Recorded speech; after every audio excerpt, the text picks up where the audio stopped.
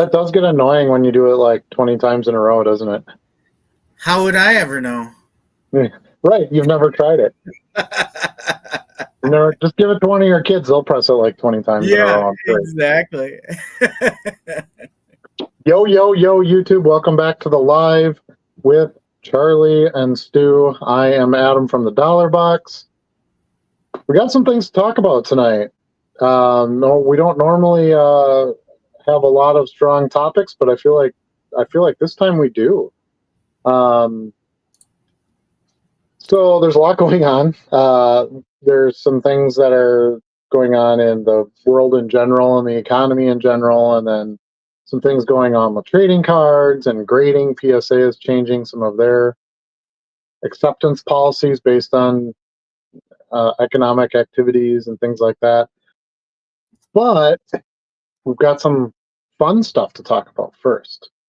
Number one being the GOAT card show vendor tables are completely sold out.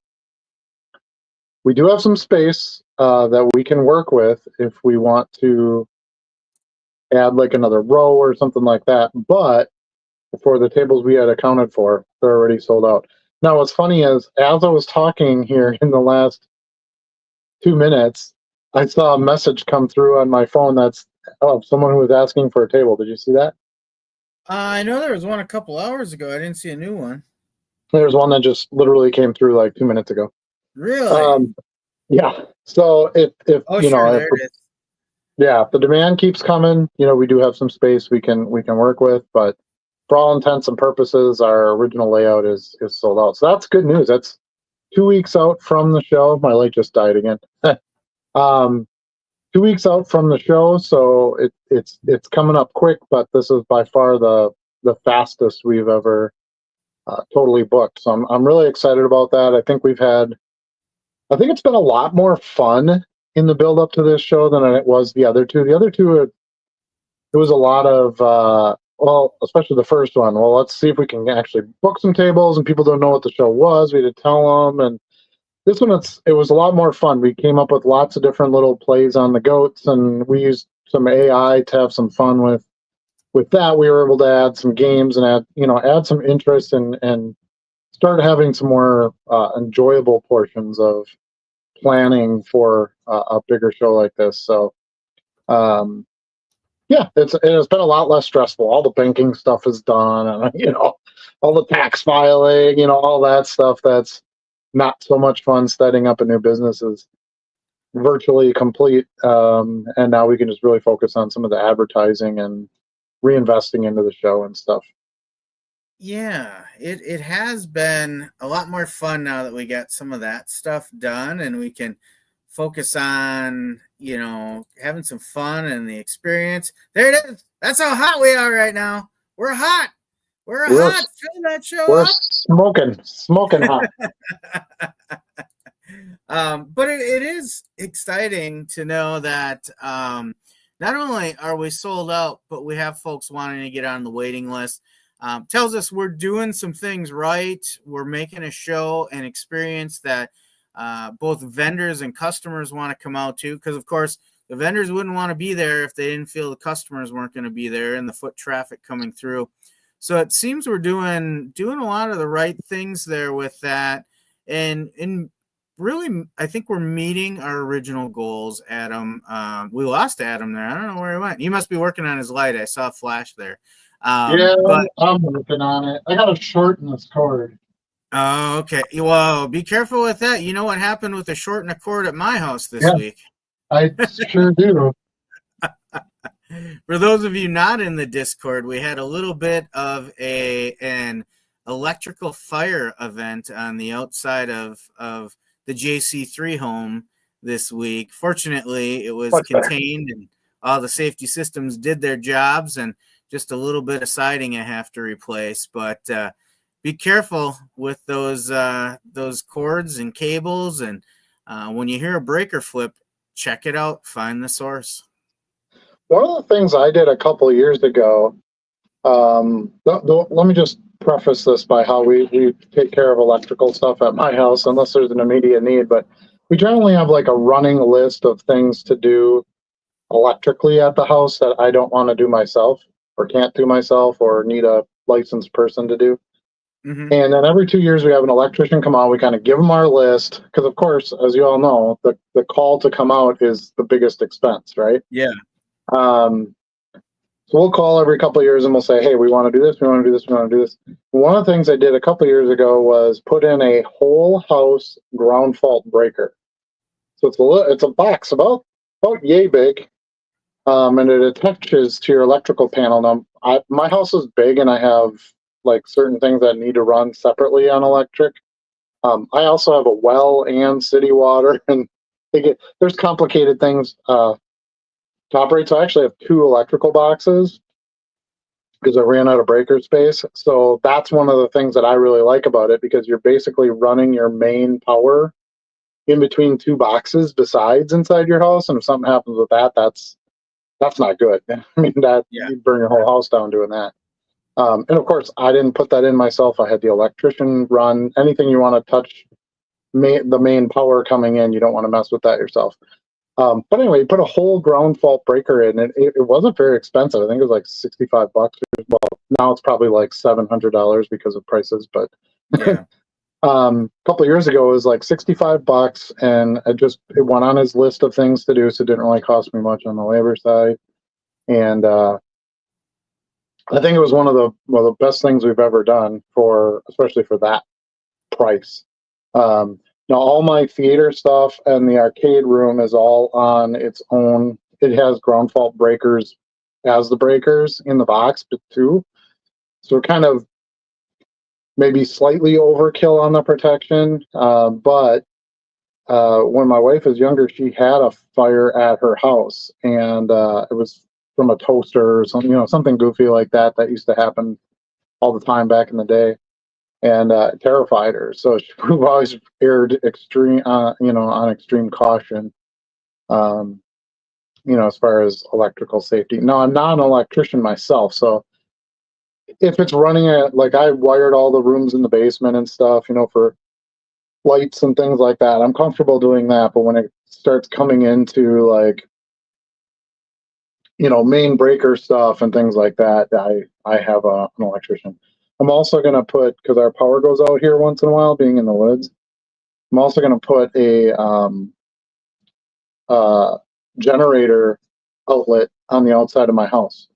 So I have a generator, a big, I don't know, 1,500 watt generator thing, that I can wheel over there, but I can literally plug the generator into that, and then certain things in my house will run off of that, like wired connection all on its own.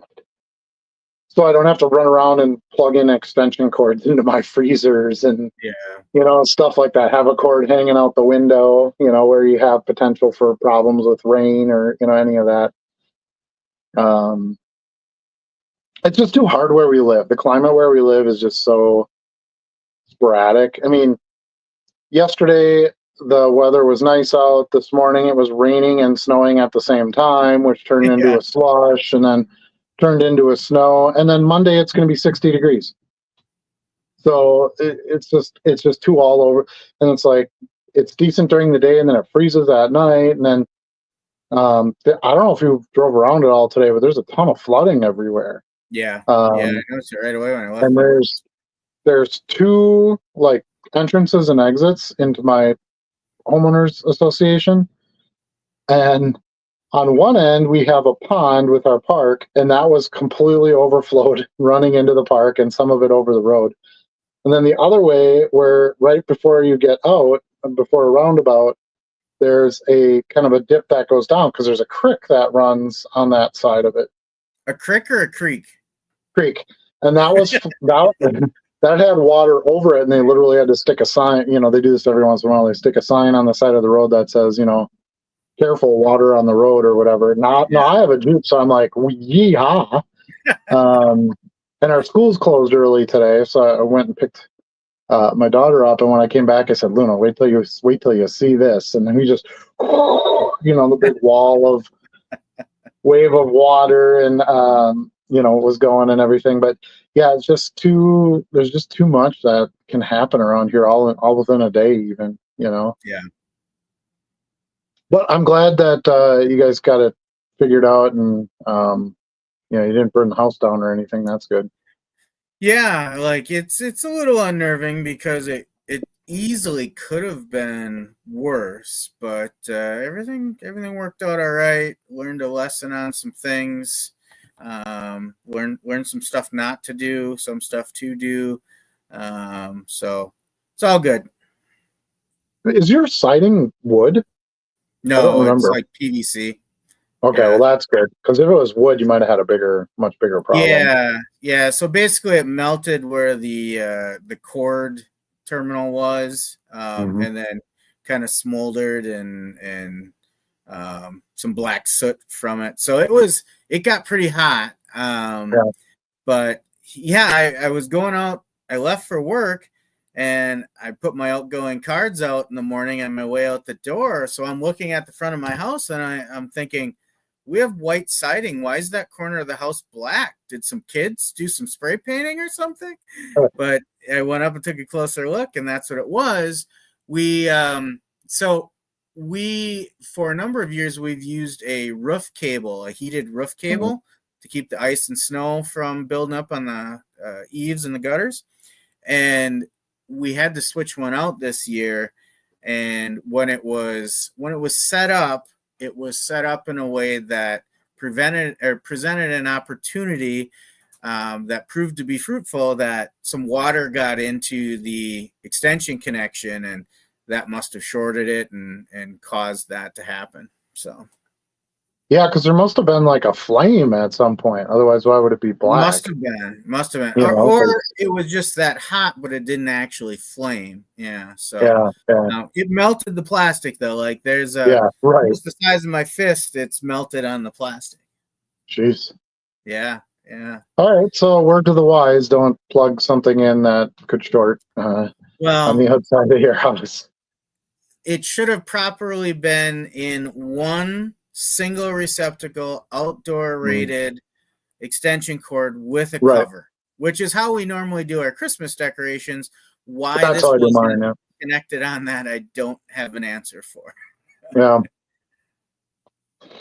Well, again, everybody's safe. Minor fix. Yeah. Yes. All's well that ends well. But the first thing I said to you is, now you see why we think those fire resistant cabinets are important for your inventory. Yeah. Yeah, I think it's especially if you're going to do this as a business or for some kind of real income and you got a real amount of assets, a few Yeah. thousand cards plus. Um, yeah, it's just something that's necessary. There's no other way to.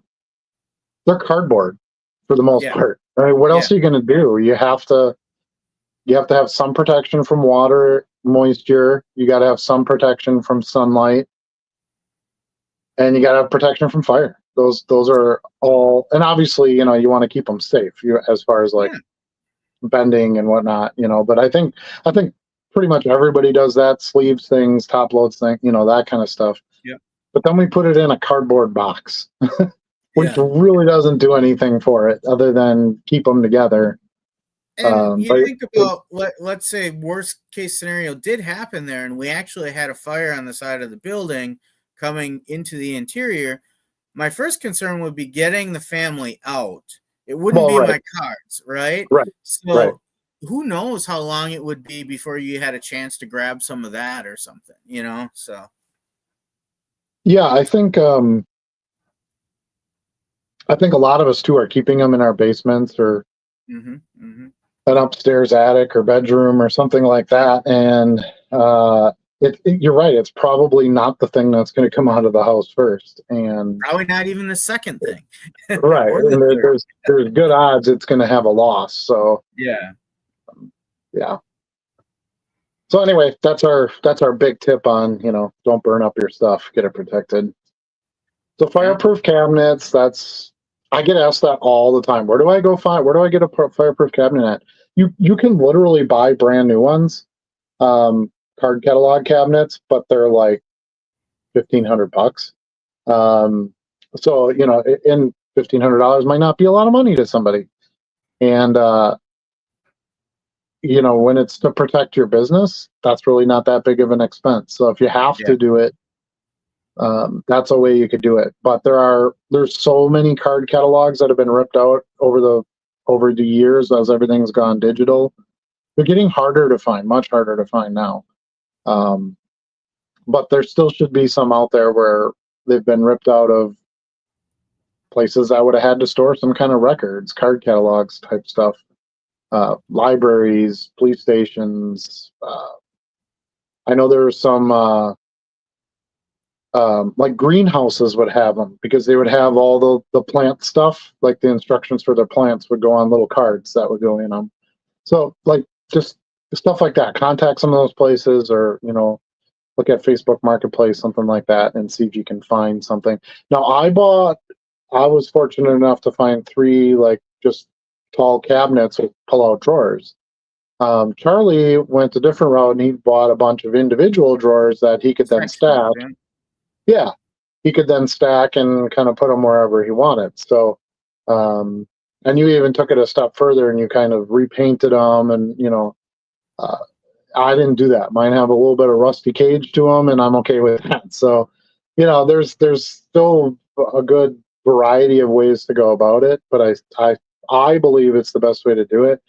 And even just for the convenience of completing your orders for the day, just pulling a drawer out, grabbing a card, and shutting the drawer It's it's so such much a better than a box. satisfying feeling when I pull that drawer out.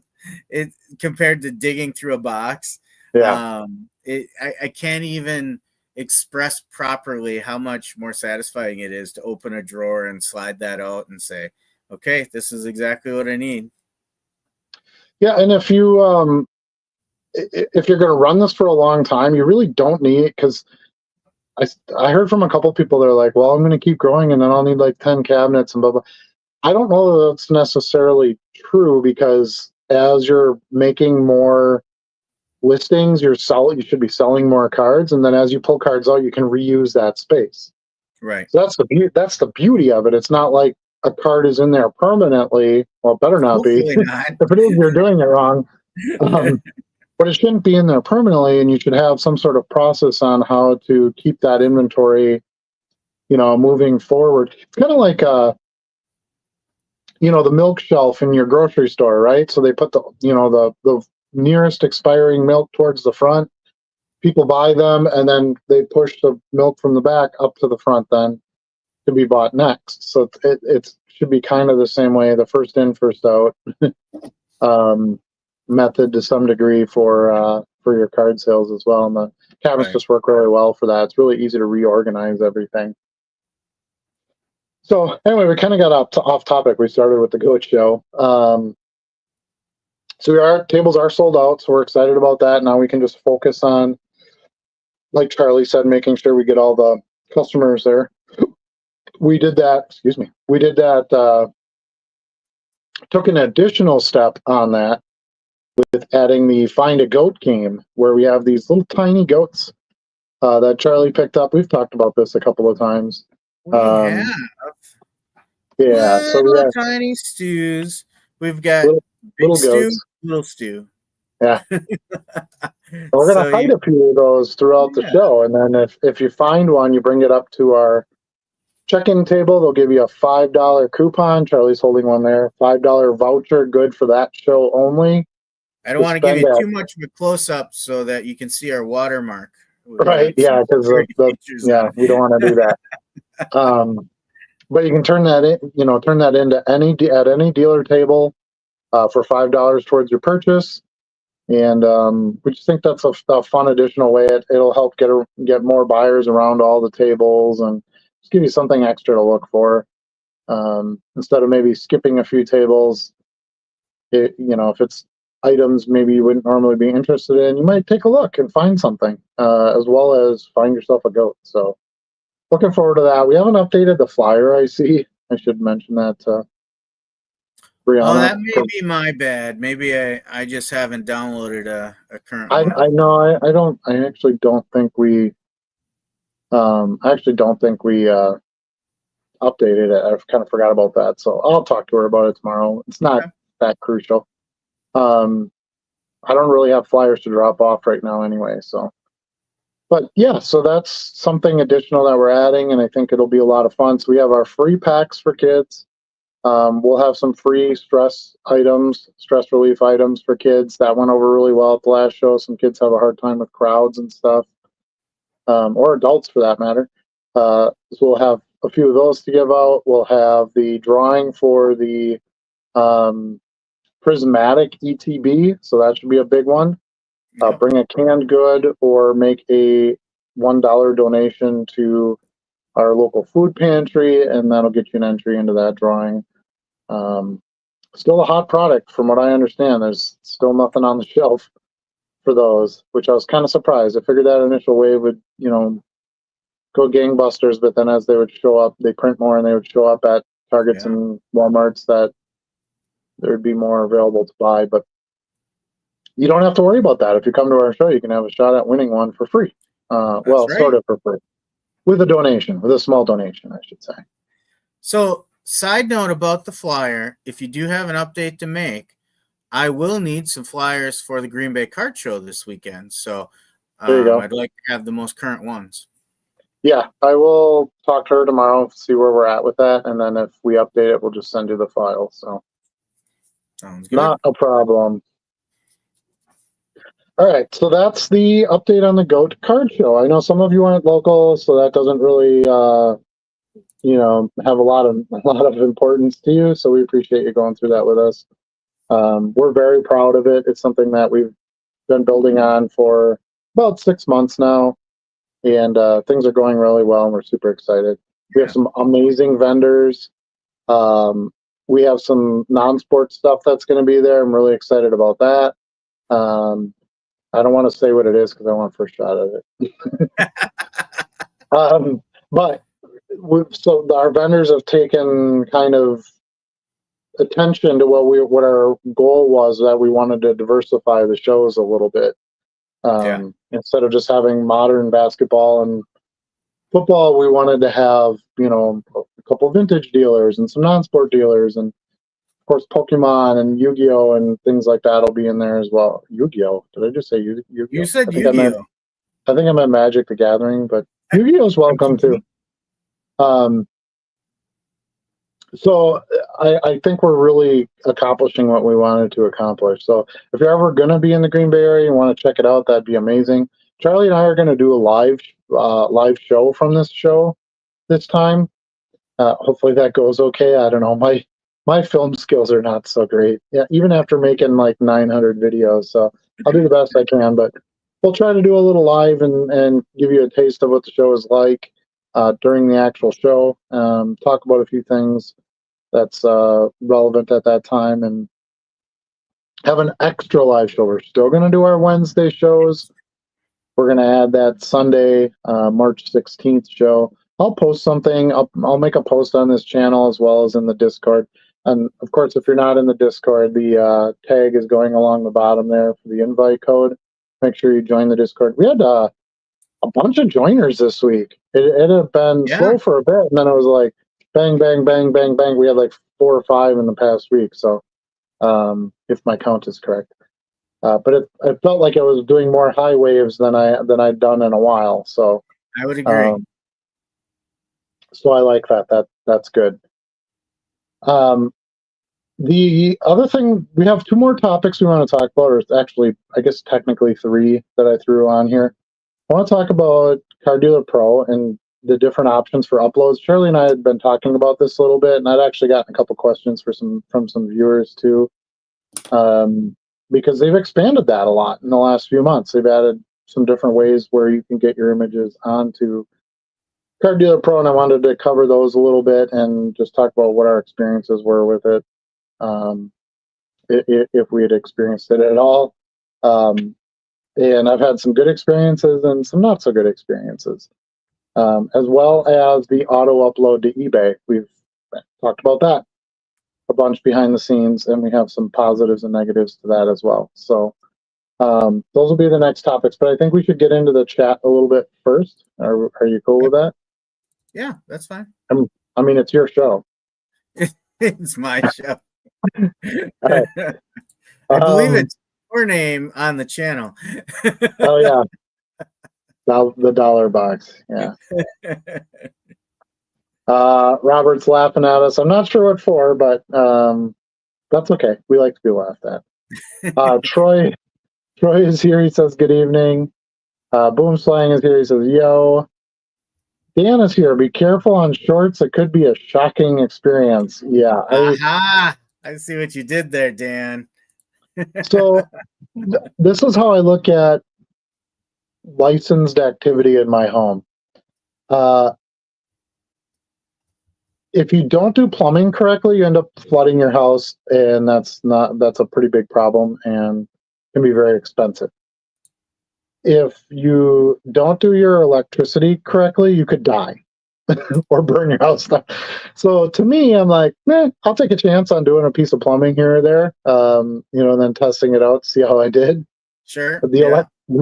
Certain parts with the electrical, no.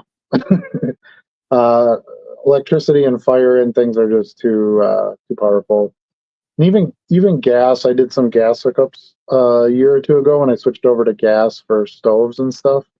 Yeah. And I wasn't real comfortable with that either. I had a friend who kind of knew something about that, works with HVAC stuff, and so you take a look at this, make sure I don't have gas leaking out everywhere. It turns out we did a good job with it, but just when you're attaching pipes and you're running, things like that, and you have to vent it outside, and there's all this other stuff. I've owned a lot of homes where I've done a lot of work, and you learn in a quick hurry what you can do and should do and not do. The other thing is putting carpet. It's really not worth your effort to do it yourself, because it's so cheap to get it installed, and by the time you rent the kickers or the stretchers, you need super quality knives with tons of sharp blades because you got to keep switching them out, and there's stuff to it where it's really not worth it. Usually wherever you buy the carpet, they'll include the install. Although we've done a lot of carpet tiling, and that's actually worked a lot nicer. It's easier to work with. You don't really need pad. It's got that like rubber backing to it and stuff. So depends on how much of a commercial look you're okay with. Right. But that's how I did the theater in my office in this home, and we're really happy with it. And then it's not very expensive because you're cutting each panel at a time, and then you're using the little stickers on the bottom of it to attach it to the floor. So okay. All right.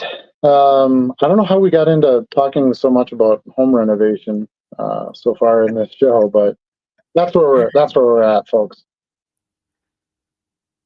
I agree. I think that electrical shorts are definitely a shocking experience.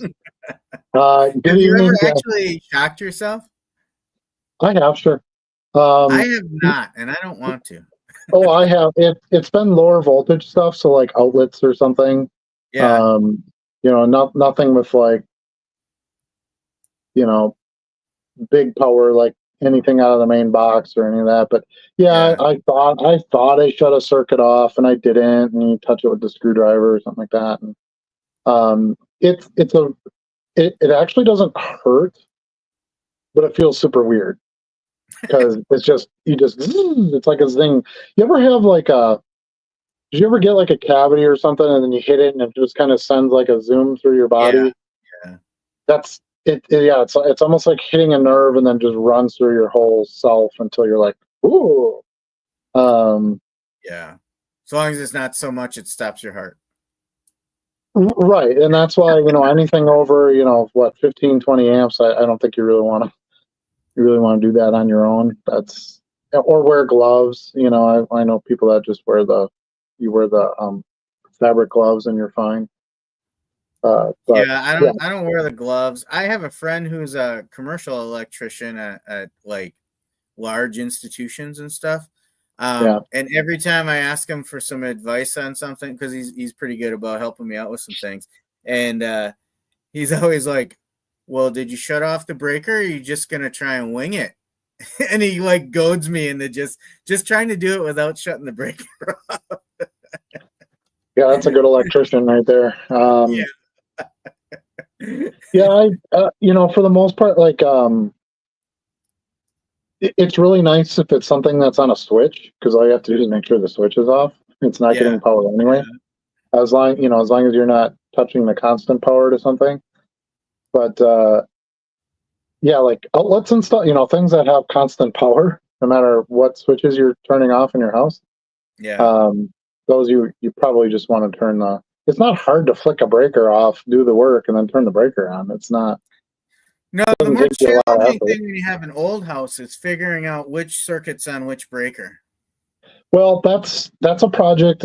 Again, I think everyone should do, or have your electrician do. Run around and make an actual chart that's Yeah. supposed to go in your box with what's on what breakers. Sometimes that's more complicated than it sounds, because it's like, why is this one light in the basement on the upstairs Exactly. bathroom breaker?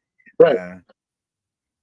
So there might be more notations you need to make because you've got something weird that's on a breaker it shouldn't be on, or whatever.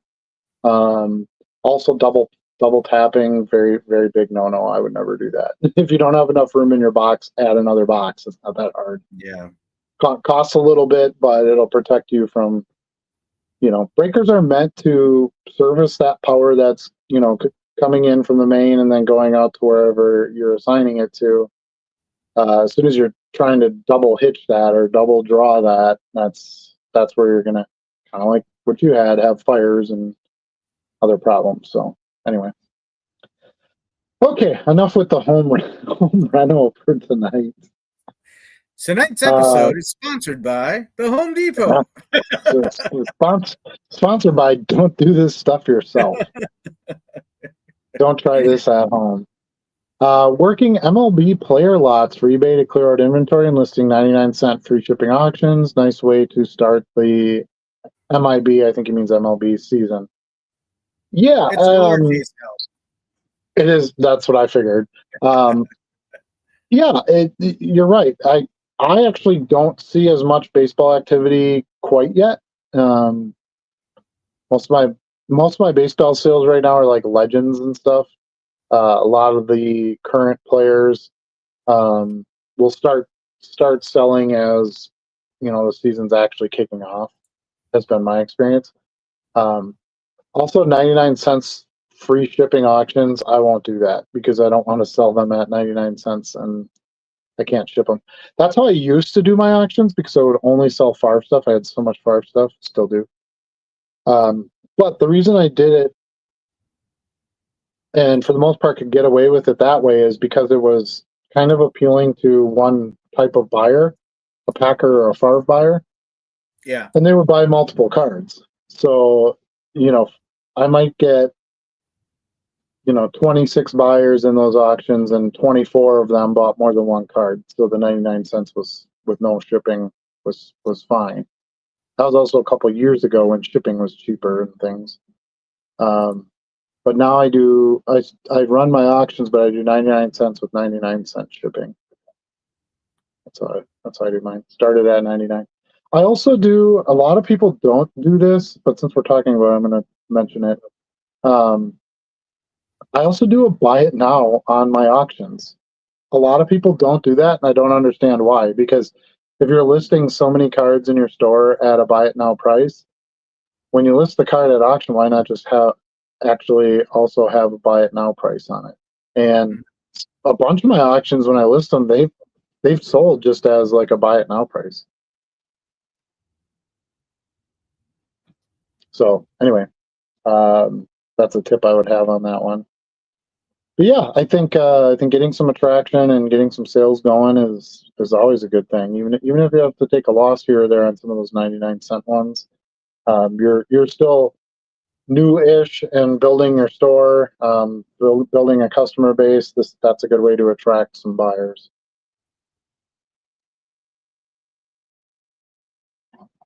Dan says family first. They have legs. Cards don't. Depends on what cards you have, I guess. Yeah, no, obviously I don't think anyone would disagree with you.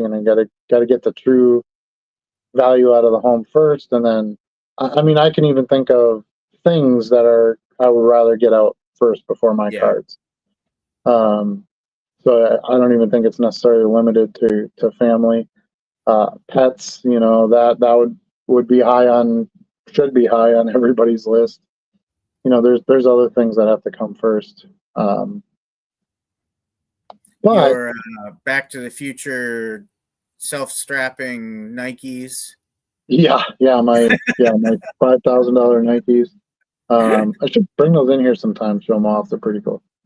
Self-lacing Nikes. Self-lacing. There you The go. self-lacing Nikes. Signed by Tinker, even the Yeah. inventor of not only the Back to the Future shoe, but also the original Air Jordan. So he's that weird little guy that you see in the. Did you watch the Air Jordan movie? Yeah, I did. Yeah. So that weird little guy who came up with the drawing for the Jordans, and we can't put color on them because they'll fine us, and we don't care. We'll pay the fines. Yeah. That's Tinker. Anyway, yeah. So get yourself the fireproof cases. Put your cards in it. Make sure you shut the drawers when you're not using them, because otherwise fireproofing doesn't matter if you get the drawer pulled all the way out. And I preach that, but I don't always practice that. So I'm trying to get better with that one myself.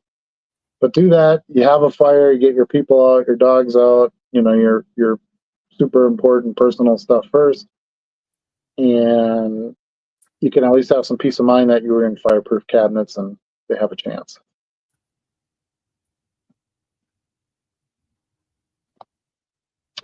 Joe says colleges and universities sell file cabinets. They are getting rid of all the time. There you go. That'd be another great place. Yeah, probably anything you can think of that has some kind of card catalog system or would have had a card catalog system.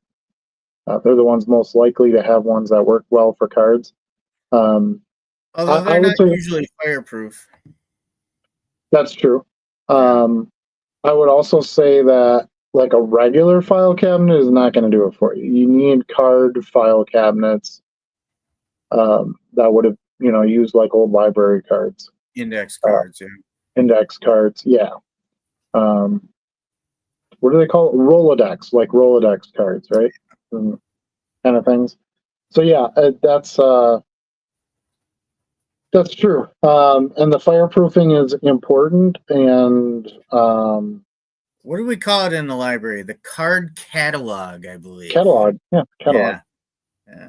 But yeah, you definitely are going to want to find something that has a fireproofing. That's kind of the whole point. So, I mean, it is nice to have the drawers. The drawers alone have a lot of value, but just to make it easier to fill orders and stuff. But the fireproofing is the real protection. It's called rotating your stock when you move older product to the front. Sure, there you go. That sounds makes sense. Here's your take on how tariffs might impact card sales on eBay. Okay, so that was actually one of on my topic list because I knew this was going to come up. So, how is it going to impact card sales on eBay? I don't think very much because I think most of us are in the United States and selling to the United States for the vast majority of it. Now, if you're selling a lot of hockey cards and a lot of them are going to Canada, that might be a problem. You might have less sales or have to sell stuff cheaper. I don't know, to help make up for the tariffs. But as far as me selling a card from Green Bay to Miami, Florida, it doesn't change anything. So from that part of your question, I don't think it really matters. Now, I think tariffs will affect just about everything because it's pretty rare that everything is done in the United States in any kind of manufacturing or distribution process.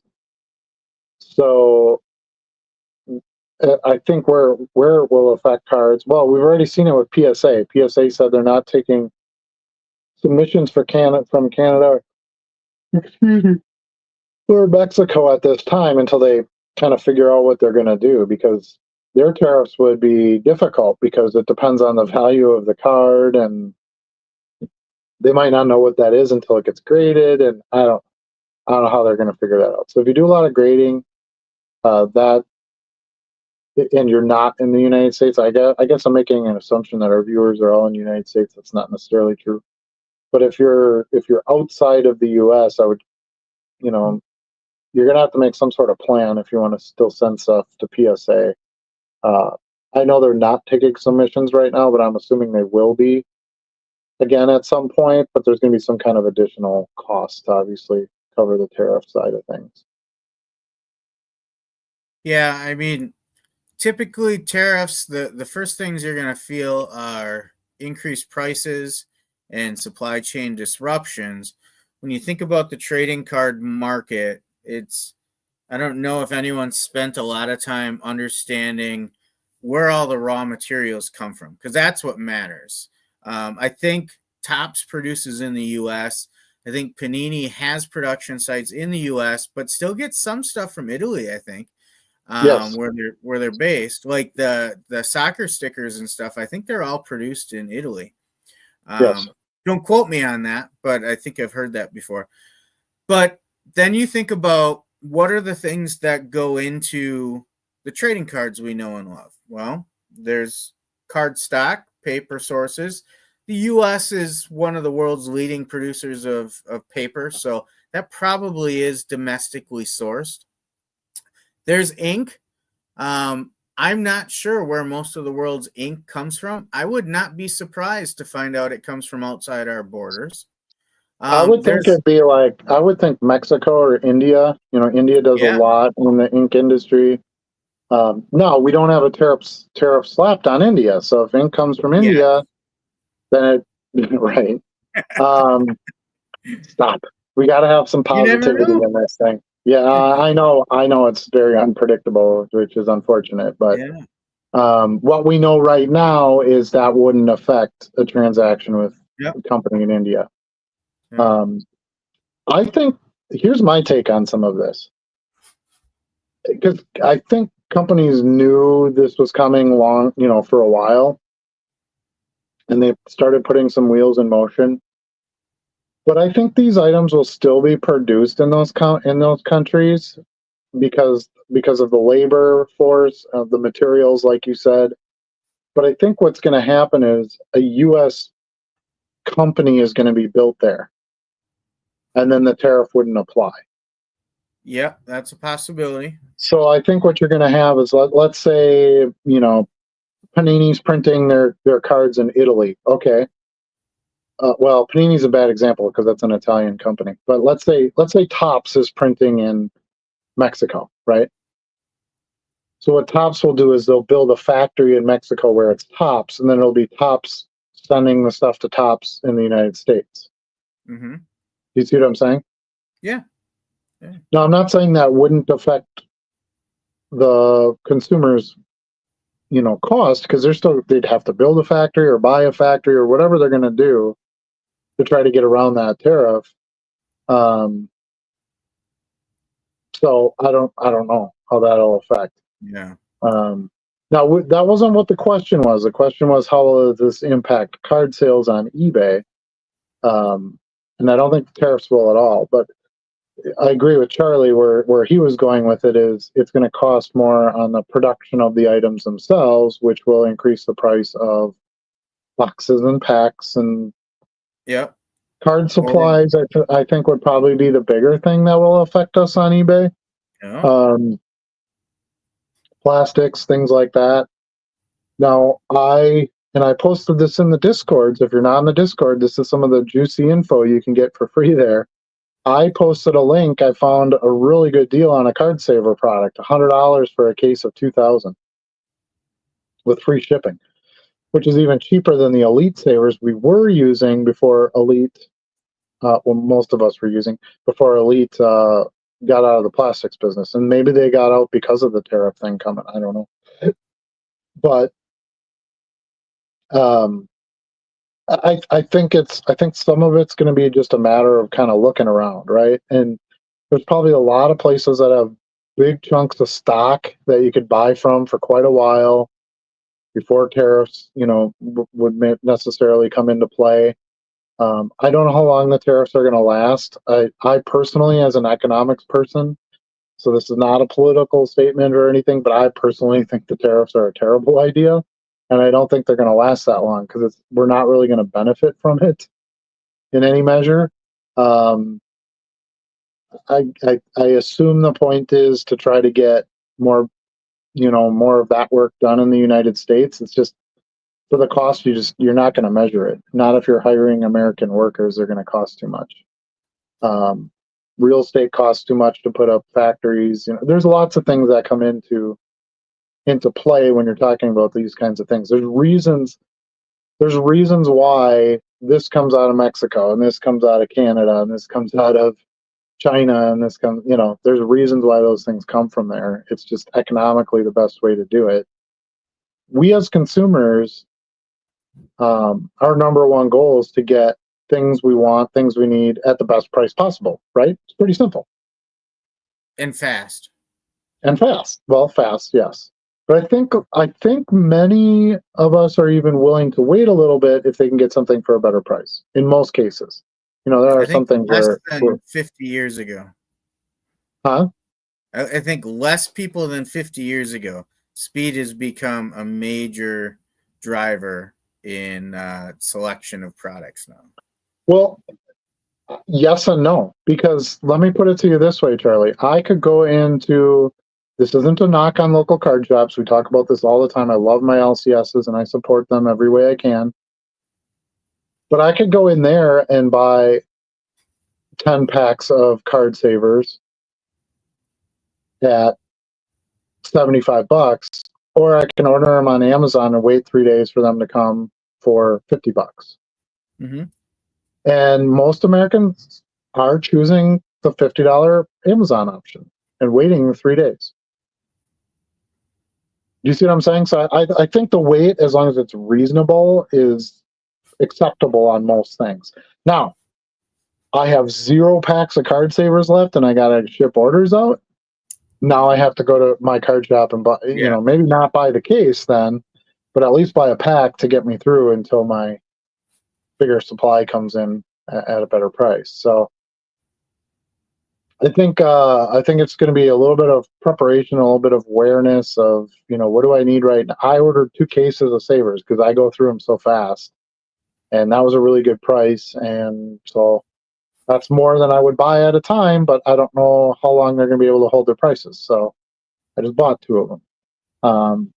They had 6 in stock. I actually thought about buying all 6 cases.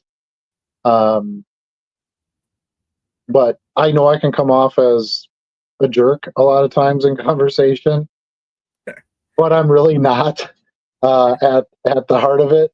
I literally only bought 2 cases because I wanted to put the information on Discord and give anybody else a chance that was looking for this type of product that needed supplies for their business to be able to get some at a good price yet. So I just bought the 2. I figured that would leave 4 left. I know 1 or 2 at least of the Discord members that saw it bought them. So I don't even know if they have any left. That particular seller, anyway, of the product, because it wasn't the manufacturer that I bought it from. But that is, I think that's where the tariffs are going to impact it the most. I think it's going to be more on the supplies, and like Charlie said, if you're looking to buy wax and packs and stuff like that, depending on where those things are printed and how they do that manufacturing, that's where there would be extra expense that would have to be added. I don't rip a lot of wax. I don't buy a lot of, that kind of stuff. So it doesn't really matter to me. I don't think so. When you think of the continuum of products that are impacted by tariffs, I think trading cards would be way down on the lower end of the impact scale. But at the same time, I don't know how it couldn't reduce sales to other countries, but I don't think there's a lot of trading card sales outside the country to begin with that we're seeing as a group, right? Like, I sold a card to France the other day and I was amazed. I couldn't believe it. Now, I've sold a number to Canada, which is, a neighbor. That's a little different. It's almost like an extension of the U.S. sometimes when you talk about it, right? But I've sold a couple to England. That's about it, right? Like, it's not everywhere. Australia once, I think. it's not like I can say every week I sell hundreds of cards to other people in other countries. So because of that, I also don't think that my sales volume will be impacted that much over the tariffs. But I do worry that down the road, my supply will be affected and my price points will be affected. And it's funny you mentioned that because that was literally what just popped into my head. I was thinking about supply, and for what we do, supply going down isn't necessarily bad either. True. Because Until we're we need to start some inventory. right. But even let's say somebody wants a really nice Mahomes card from this year, and now there's hardly any product out there. We'll buy a nice Mahomes card from last year, which I have in stock. So, yeah, I don't know that it's necessarily going to have, at least not initially, have a negative impact on eBay sales.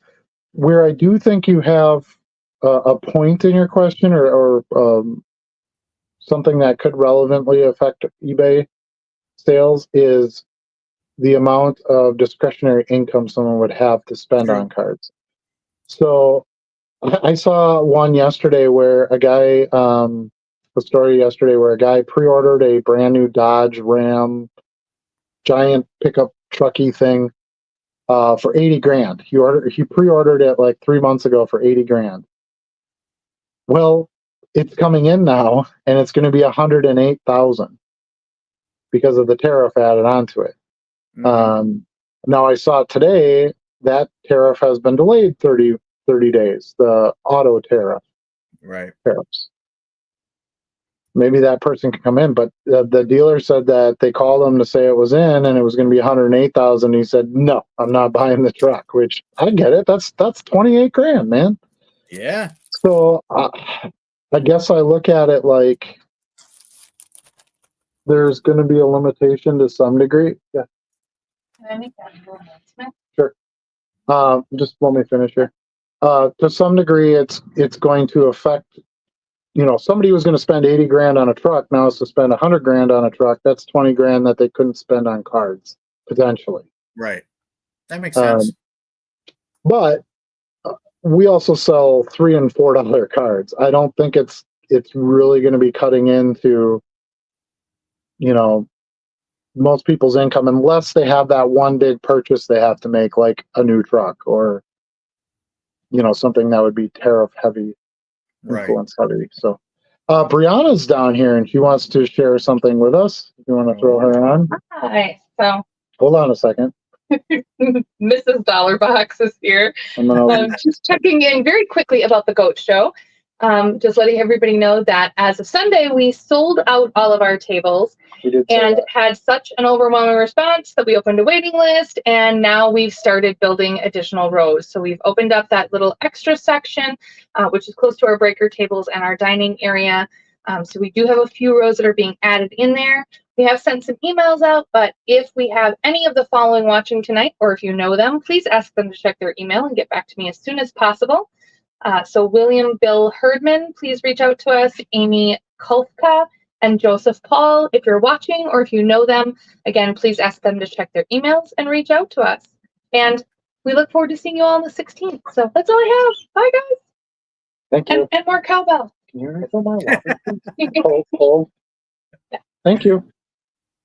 All right. So, yeah, good news there. We kind of talked about that a little bit at the start when we were talking about the goat show, that we might add some rows. Sounds like that's already in effect. So show is growing, demand is growing.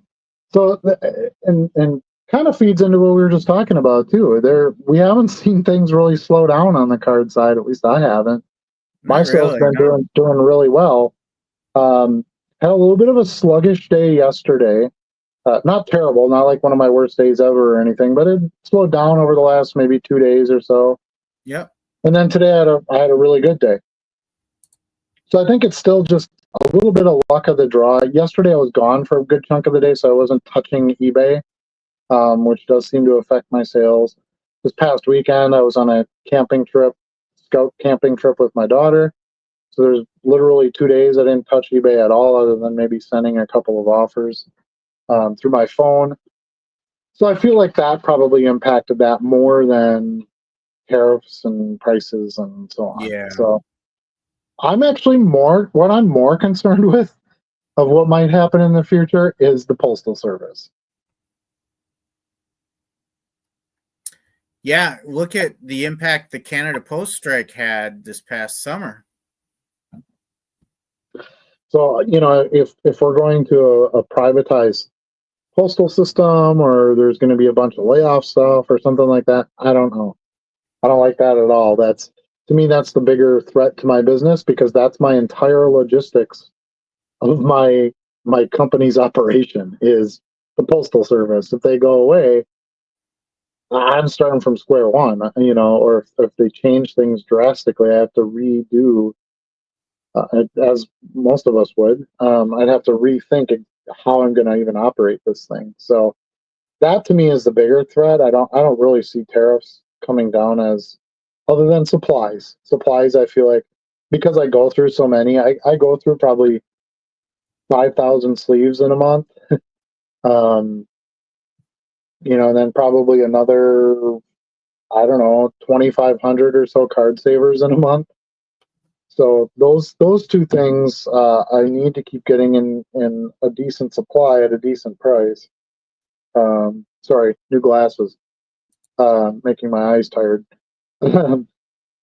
Those are the things that I feel like would be affected by any of those kinds of extra tax type stuff. So maybe we'll get relief in other areas. Maybe some food price stuff would come down. Maybe mortgage rates would come down, or I don't know. Maybe there'd be some relief somewhere else where that would kind of wipe out what that tariff thing would impact. On the few products that I don't buy a lot of Chinese goods. I don't buy a lot of. I don't buy stuff. For the most part. So I don't think I'm not buying any vehicles. I know, Charlie, you're looking at a new truck, so good luck with Yeah. that. Yeah. Because even if it's an American model, a Ford or a Dodge Ram, like I just talked about, it's not made here. Don't Yeah, get fooled by that. That's what I was just gonna say when you said you don't buy a lot of like Chinese stuff. The thing is, these days,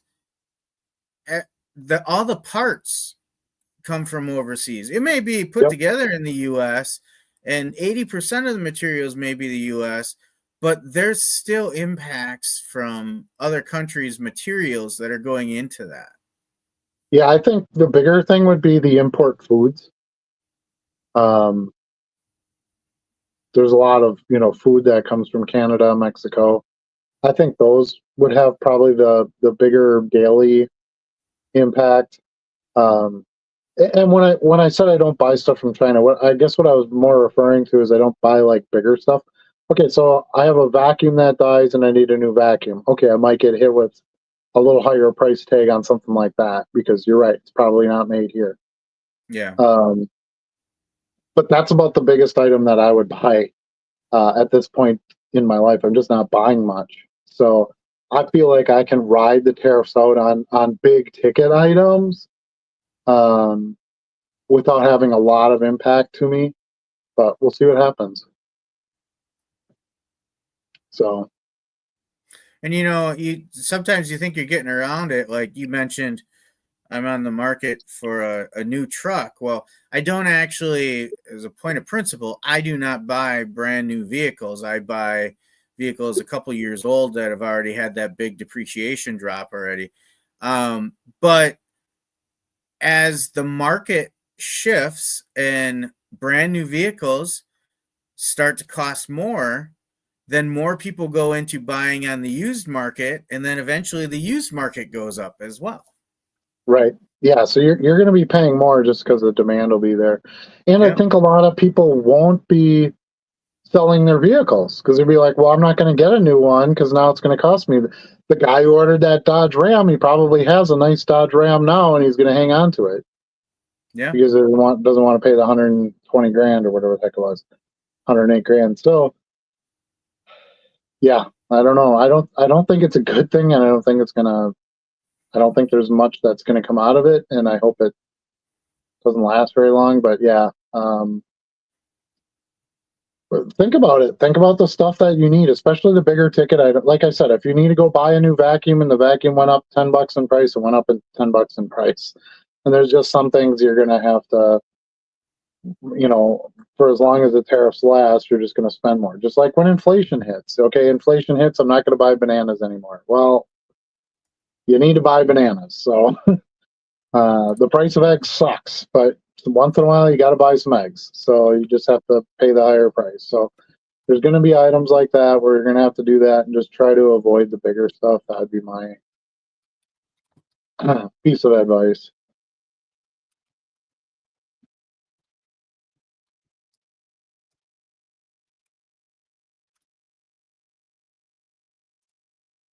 What did you do?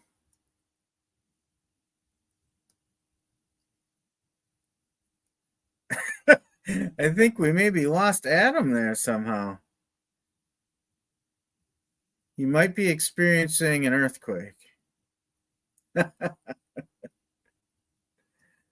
Unless it's just me. Maybe I'm the one seeing everything crooked. Is everyone else seeing Adam tilted on the side here?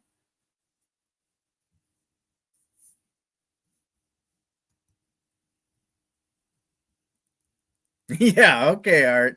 It's not just me. We lost Adam. I'm sure he's working to sort out those technical issues and get back here. Yep, he just dropped and he's logging back in. So I think that covers the tariffs pretty well. I think to summarize all that, at least Adam and I feel that it's a minimal impact. I don't think it's anything. As a card seller, we have to be too worried about. You might want to think about pre-buying some supplies, but not necessarily hoarding them and stocking up the seller with them. I don't think it will impact the eBay sales too much, unless it maybe has some international sales impact. But for the most part, I think we agree that that it won't be too much of an impact for us. All right, so I see Adam trying to connect back in. He is struggling with some technology there. He'll be with us shortly. One of the other things we wanted to talk about tonight.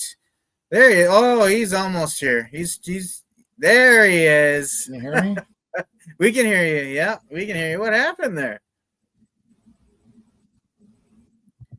You must not be able to hear us. Yeah, we can hear you. Can you hear us? Yeah, I can hear you. Okay. I can hear you. Yeah, I can hear you. What happened there? You went small. You went sideways and then froze. Yeah, my phone died. Oh, okay. So I'm on my laptop now. Anyway, what were we talking about now? Forgot where we were. We were finishing up on the tariffs. I was just about to move on to Car Dealer Pro upload options. Got it. Okay. Yeah, let's cover some of that and see what we can help people out with. So you've been working with the Car Dealer Pro direct upload on your phone, correct?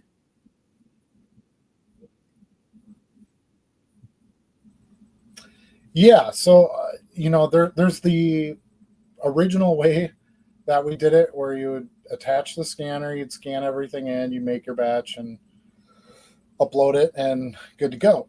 I wanted to look at some more mobile options because shiny stuff just doesn't scan. We've tried everything, and I think we both agree at this point that that's just not a viable way to get shiny cards onto our store. Right. So I take the photos with my phone. So I figured what I would do is take them with my phone and do what you were doing, where you plug it into the computer and you download the photos and you just use them from there. But recently, Car Dealer Pro came up with an option where you can take the photos and pull up a little QRC code on your screen. Have you tried this yet, by the way? I did early on. I have moved away from it. I don't even remember a lot of the details of it, to be honest with you. Do you know how long it's been on there as an option? I thought since I signed up, so that was what, like spring of last year? No, I think that was when you were just. I don't think that was with the QRC code. I think you were just uploading them from your phone at that point. No, I've used the QRC code. Okay. So I tried it, and the only thing I didn't like about it actually worked out really well. The only thing I didn't like about it is it put all my photos sideways, and I don't know why. So the only thing I can think of is I was shooting them like this, with an up and down phone, and I thought, well, maybe if I turn it sideways, then they shine it up, right? and maybe if I set the card sideways and take the picture of it sideways, maybe that would do it. I don't know. I have auto orientation set. Our auto rotation set, which I never realized was an option until you told me that. So I have that set up, so it should automatically turn anything to the direction that it makes sense. But I haven't tried it that way yet, so I'm curious if anybody else has. But those are basically the three options. There's one more. I'm in Car Dealer Pro right now. Hold on a second. And I don't have any images on my phone at the moment to really try out. I do, but I actually have a batch currently on my screen. I was working on a batch before I got on here. Yeah. So hold on a second. I'm just going to go on there to see what the other I'm looking at options too. So you can drag and drop them in there with Magic Scan. You can upload from phone. If you have graded cards, you can search the cert numbers, or you can manually add from the database. That's what it is. Search the cert numbers. Yeah. Cert numbers really won't help unless you have graded cards, of course. So that option's pretty much out entirely.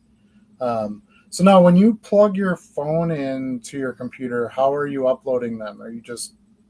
Is that like just a drive essentially that you're plugging in, and then you just tell them to go get the photos from there, or what? Yeah, I actually, so the way mine works, CDP won't let you, I think I've heard others in the Discord mention this too. It won't, the file type, like something about it isn't right to transfer it directly from your phone into CDP. So I plug in my phone, a Windows Explorer comes up, and I just drag the images into my import folders I have on my computer, and then I work from there with CDP. Okay. Yeah, so that's an option too. Are they always right side up? Not the original pictures, and only because my camera will automatically adjust the aspect. So I'm usually taking upright vertical pictures as well, but sometimes as I tilt the angle, it flips it this way on me automatically. That's the camera. It's not anything else in the process, which is also one of the reasons that I liked connecting my phone to my laptop, because then once they're on my laptop, I could quickly browse them, and if there was anything I wanted to do, just click the button to turn them, and they're good to go before they even go into CDP. Yeah, because I'll tell you the reason that I was even going to try any of this, because I can list just fine in eBay on my phone. That hasn't been a problem.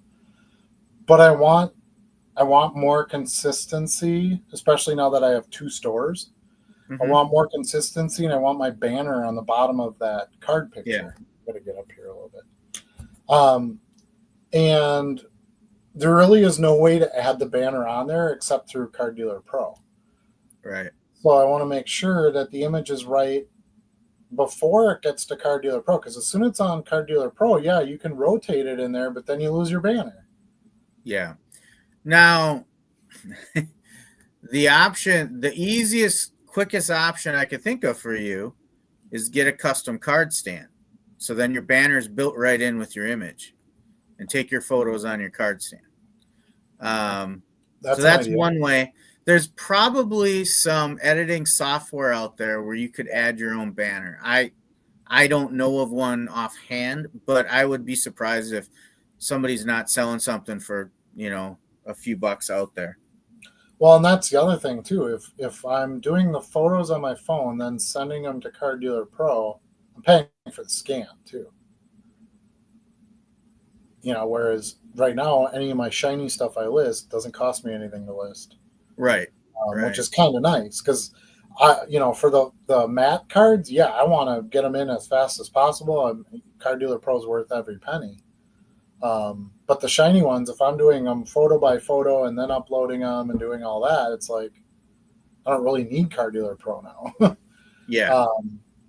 It's not really saving me that much time. So that's kind of the conundrum in that, in that process. But I'm definitely not going to do it if I can't get the banner on there. You're right. I think I could probably do some sort of, watermark camera, make my own camera, like picture the circles that we're presented in right now. You could Right. probably digitally create a frame for your photos and put them on. Yeah, just like a frame you can put on yourself on Facebook. We stand with blah blah blah or whatever. Right. Right. It's just something that overlays whatever is the picture that you're taking. That would be really unique too, because I haven't really seen that in anybody's listings. Yeah, so maybe with all my extra free time that I have, yes, exactly. Maybe that's something that I would I'll entertain and see if I can come up with something. I would imagine I'm not the only one who'd be interested in that, so that's something I could do and then share it, and you guys can try to do something with it too. But I like my banner. I know I get buyers on some of my cards because they see the banner and they know it right away. And like I said, with the 2 stores, I really want to try to bridge that with consistent branding. So regardless of which store you buy from, what you're getting. Right. And that's why I need to try to focus on that a little bit. Yeah, I can see the emphasis on that. It's not something I'm going to pursue right now, but I can totally understand where you're coming from. Well, and even some of the cards you scan, they just show up sideways, or heck, I get some that show up upside down, and you got to turn them. Yep. I guess I could turn them in the folder before I upload them to Card Dealer Pro. That's what I do. But I don't always. Sometimes I just throw them in there, and I'm like, oh, I got to turn that, and then I don't have my banner anymore. So there's definitely cards that I've scanned that I don't have it on there either. But I'm starting to think about it more and more, and I really like the banner, and I really want to try to, for example, think about the bigger name dealers that are on eBay. Well, a lot of them have left now, but think about like Greg Morris cards, right? If you're you look up a card and you're kind of flipping through the listings on eBay, you can easily tell which one's a Greg Morris card, right? It's got the blue background, and I think he's got a little watermark thing or something on there too. And that matters. That matters when you're building. So what I would let me see. I have something similar to that. I can't get my words out here. That's not good for a podcast, but for a live stream. So I know that looking ahead in the chat, there's some questions about taking photos.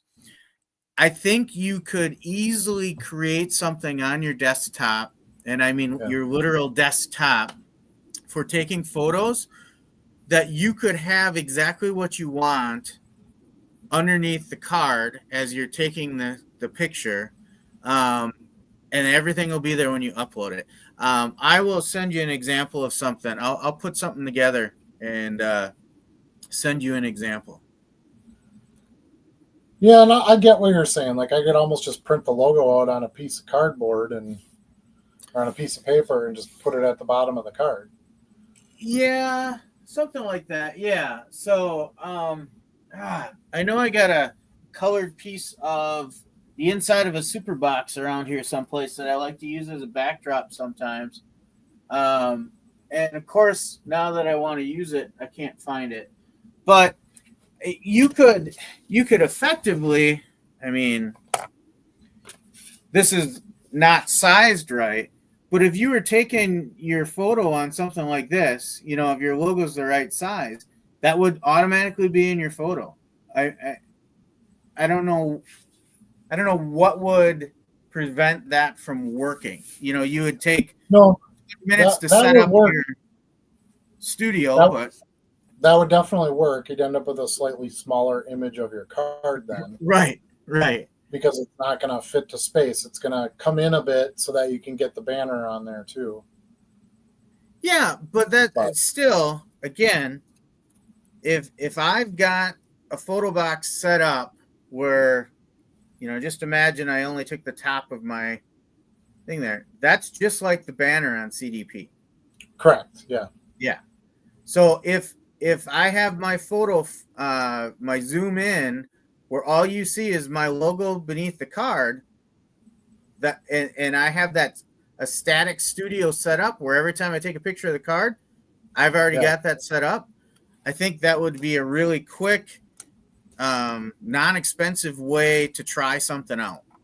I agree. To me, that seems like the simplest by far. Very low tech, but it would give you better ideas.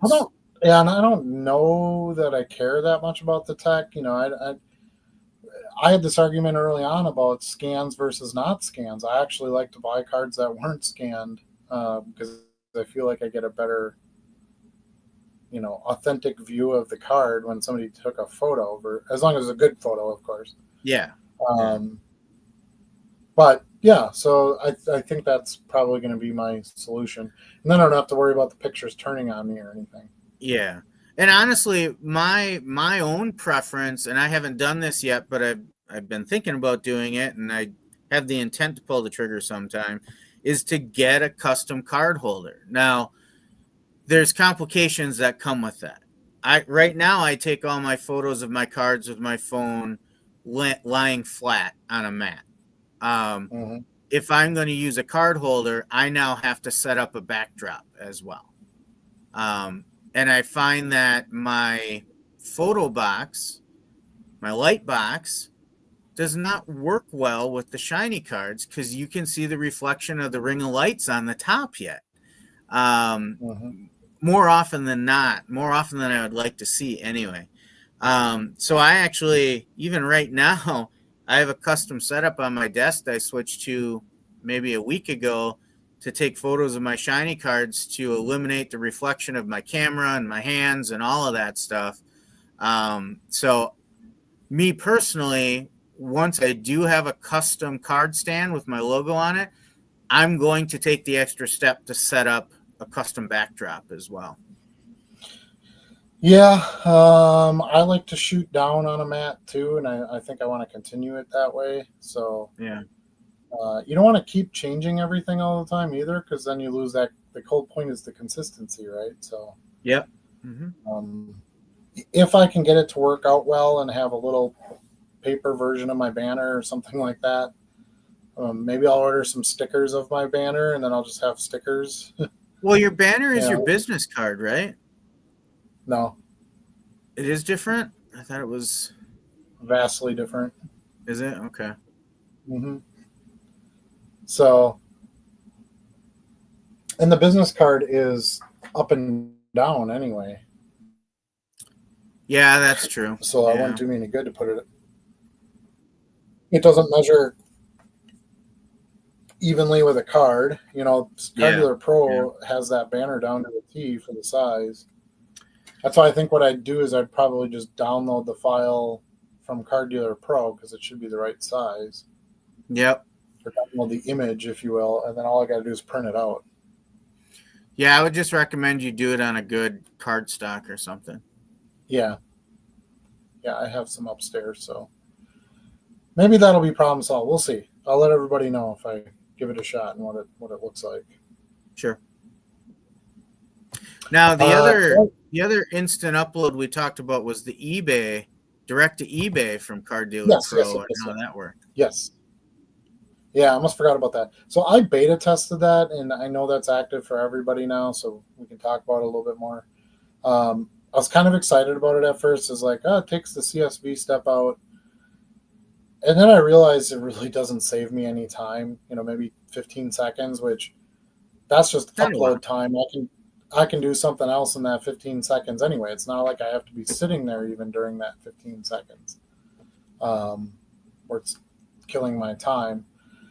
And what I noticed during beta is some of my cards wouldn't upload. And I had no way to know because all it says is uploaded to eBay. And it is quick. It is pretty much instant. Mm-hmm. But when I went back to look at the stuff I was loading, I'm like, why isn't this card here? Why isn't that card there? Which is not good. And okay, well, then you just need to take the batch and double check to make sure they uploaded. No, that's not saving me any time. It's costing me time. And annoying because now I got to pull these 5 cards out I was going to put in my bag. I got to scan them again or do whatever I'm going to do. I still need to inventory them. So I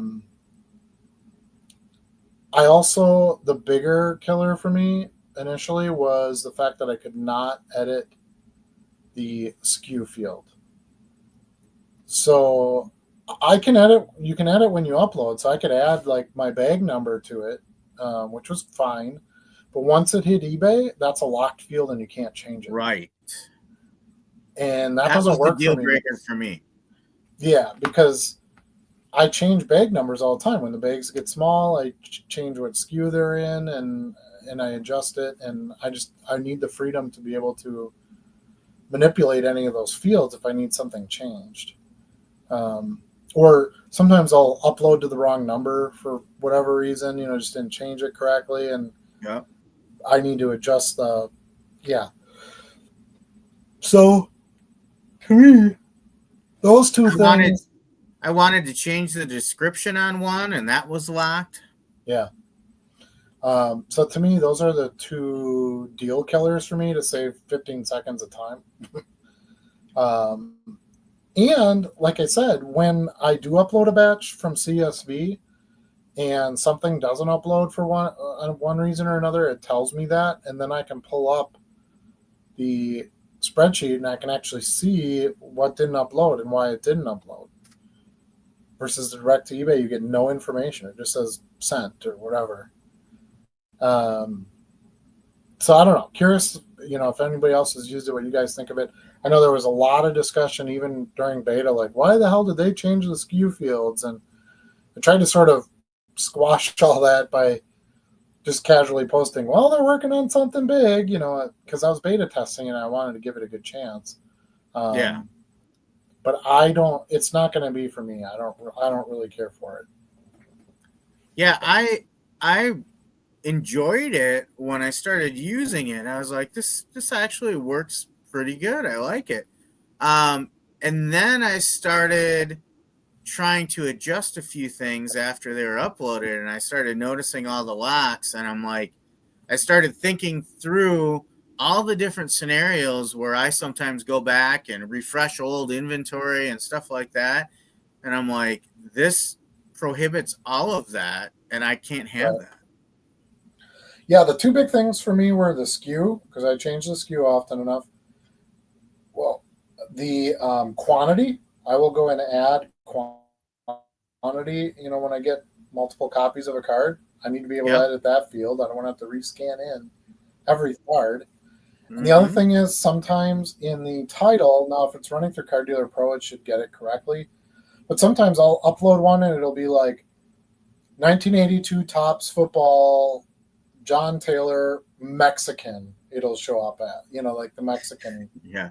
I'm like, it's not the Mexican, it's the regular Topps. But I missed it, when I was putting it in Car Dealer Pro, and it picked the wrong set that it was from. I missed it. Well, I need to go in and edit that and remove the Mexican word, as an example here. And now I can't edit that. Like I can't even edit my title. Now I gotta now I have to end the item entirely and Yeah. redo it because Yeah. it's the listing's wrong. So, you know, and you don't want to hear about that later on. Oh, this isn't a Mexican one. Okay, you know, or somebody, worse yet, somebody buys it expecting the Mexican version, and now it's the regular U.S. version. And Yeah. The concept was good, but I just don't understand why they locked down so much. I get locking some fields down. Some of it would make sense to me, but they just went overboard. So I don't until think that changes. I don't think it's Car Dealer Pro. I think that's the only way that it would work with eBay. Agreed. Well, Agreed. eBay, basically from what I understand how it works, and I am by no means a tech guru or claim to know anything about any of this, but from what I understand how it's been explained to me is basically to directly upload to eBay, eBay's kind of giving you like backdoor to their website or to their listing functions of the site. And that's why they lock them down, because they don't want you going in and screwing with any of that. So you have to have all these things in there to get the permissions to get this stuff directly to eBay. And then boom, that's it. You can't change it because they want it done that way. Yeah. So I don't think it's a Car Dealer Pro thing at all. And the SKU was the big heavy point of it. They're like, no, every single upload has to have an individual SKU, which none of us do an individual SKU, I don't think. Kind of I guess if you were uploading like bigger items or everything was a single item that you had, individual SKUs for every item would maybe be okay. But when you're batching things, which is really what Car Dealer Pro is doing, why would you put a different SKU on within every batch, you know? Yeah. So it definitely wasn't to their preference, but honestly, the whole thing comes down to what does this give you? What is the pro to using this? And it's 15 seconds of free time. Right. And that's it. So it's but I really, mean, really no value to it. You can also make an argument if you're a pretty high volume seller, but 15 seconds per batch, if you're going to do 100 batches a day, that can add up. Well, but you have to keep in mind too, like I said, I'm not just idle those 15 seconds. While the batch is uploading, I'm doing something else. I'm bagging the cards. Yeah, it's true. I'm going to be spending that 15 seconds anyway. It just allows me to do both things at once, because while it's uploading for that 15 seconds, I'm not just sitting here waiting for that anyway. You know, right? Yeah, doing something. I mean, I'm cutting the next deck to get scanned. I'm bagging those cards. You know, there's an activity that's happening during that. Right. So, all right. Well, should we catch up on some more chat before we go on to the next topic? Yeah. All right. Yes. Let's see. Jamie C is here. Says good evening, guys. Evening to you as well. What's going on here? Show. I want to show. There we go. eBay sent a message today saying only items over 800 will be affected by tariffs. I don't think it's quite that simple.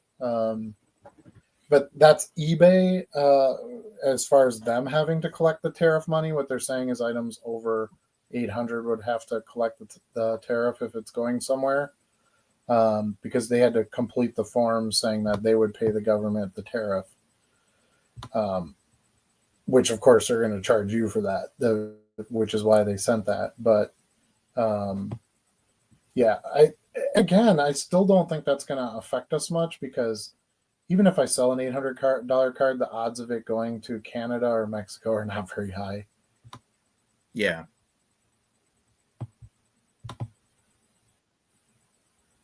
All right. Art says, I know we're mostly US to US low on sellers, but I think the main impact could be if the tariffs are longer lasting and start having a negative impact on the US economy. Yeah, you're going to feel it in other places too. Like cards aren't going to be the biggest thing that'll be affected. And if eventually it does impact us more, it's because other things are happening.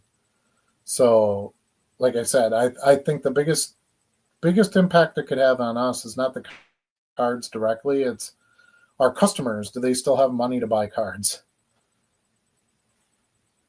I think that's the thing that could slow down sales. Agreed. Hey, we got a congratulations on our card show growth. Appreciate you. Thank you so much. You. I know to some of you, maybe it gets annoying because it's our little local card show and you probably don't want to hear about it, but it's an important part of what we're doing. It's a project that Charlie and I took on together, and our wives are involved in it. And this past week, I signed the contract for the next show. I went there with Charlie's wife, her and I. That's kind of something we do together, on this process. So it's fun. It's a good way to sort of mix our business with our pleasure a little bit and have some fun with it. And we all have different skill sets in our group, and try to take as much advantage of that as we can. Each person contributes in their own way, and it's working. That's the best part about it, is you put all this work into it and you want to see some results, and selling out and having demand to add tables is definitely a sign that it's good. Let's see. Don't get me started this week. I had 2 people claim they didn't get their cards. One show delivered, but the tracking was not working on USPS. The other shows stopped in Birmingham, Alabama.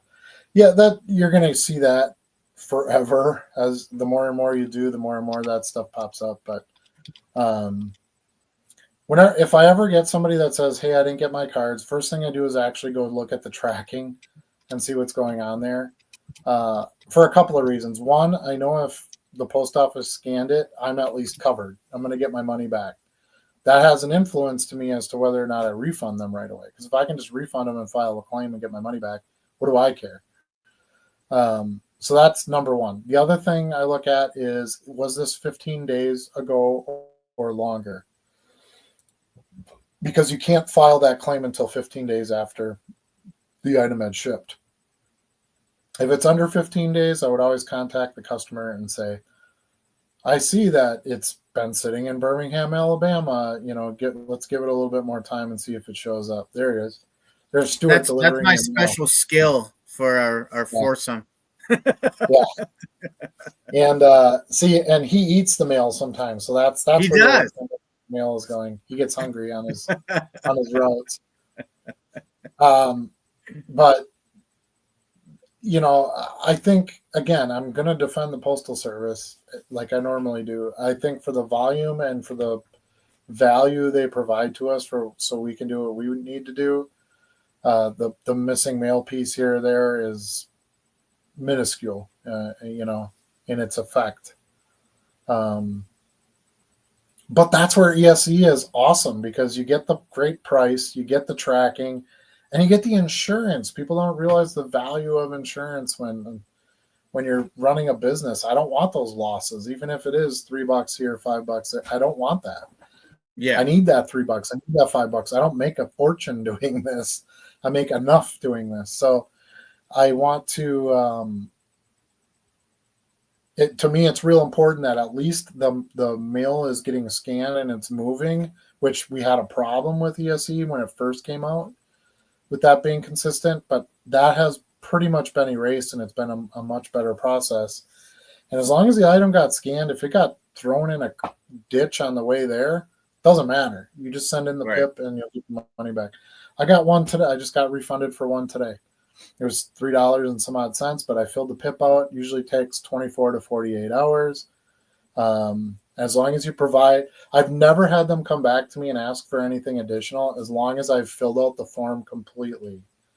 So have a photo of your conversation with the customer, have a photo of the order details page. I usually just Control P to pull up the full page, as if you were to print it, and then I just print to PDF and attach that so that it has all the details in there. You have to do the refund before you can file for the claim, just FYI, because they're going to say you didn't give the customer their money back. They're not going to give you the money unless you give the money to the customer first. Right. But you do that, you got to have a PayPal address. You put in your PayPal info, and boom, with 24 to 48 hours, you'll get an email saying, hey, thanks for using our insurance service. $2.84 was deposited in your PayPal account or whatever it was. And that's the other beauty of doing free shipping, because your entire sale is covered then. Because if you were selling the card for $2 plus $4 shipping and the card got lost, you only get the $2. The shipping cost is not part of the product loss. So that's where it's better to price the card at $6 with free shipping than $2 with $4 shipping. Because if the card gets lost, you get a claim for the entire $6. That's a great point. So that's most of my points are great, Charlie. I'm a very sharp individual. Oh, look at that. Yeah, like that little dad joke. Yeah, so yeah, it's annoying. I get it, but when you have something going from one side of the country to the other, things can happen. So now, will privatization services of mail improve on that? I don't know. I'm not convinced that would make it better either.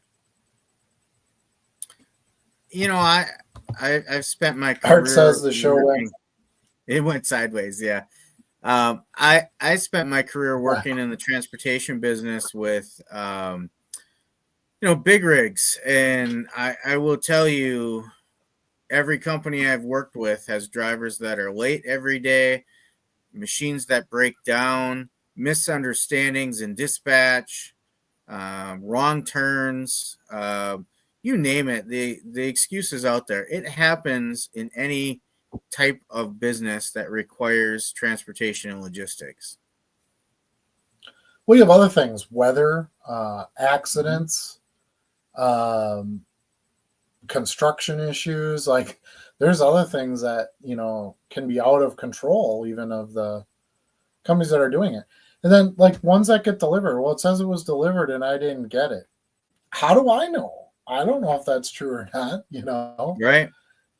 And I did my part. I printed the shipping, I had it tracked, and the company that's responsible for saying you got it says you got it. My part's done. Don't refund that customer. So if they didn't get it, usually what I'll say to them, it's been 3 days and I still didn't get this mail. I'll tell them, you need to contact your local post office and say, where the hell's my mail? Because it was something with them, your delivery person or a shady neighbor or a porch pirate or, somebody got involved in there somewhere and you didn't get your mail. Most likely it was a missed delivery. They probably dropped it off at your neighbor's house and your neighbor's been in Florida for a week. So they have no idea they got your mail. Yeah. But they need to look into that. It is no longer your responsibility. You did your part. So anyway, and he's gone. Yes, I was gone for a whole 2 minutes. I appreciate all of your patience with that. Let's see. Adam has fallen and he can't get up. Yeah, pretty much. If I fell, that would definitely do it. Yes. Stu can take my place. Did I show you? I'm gone for You're gone for like a minute.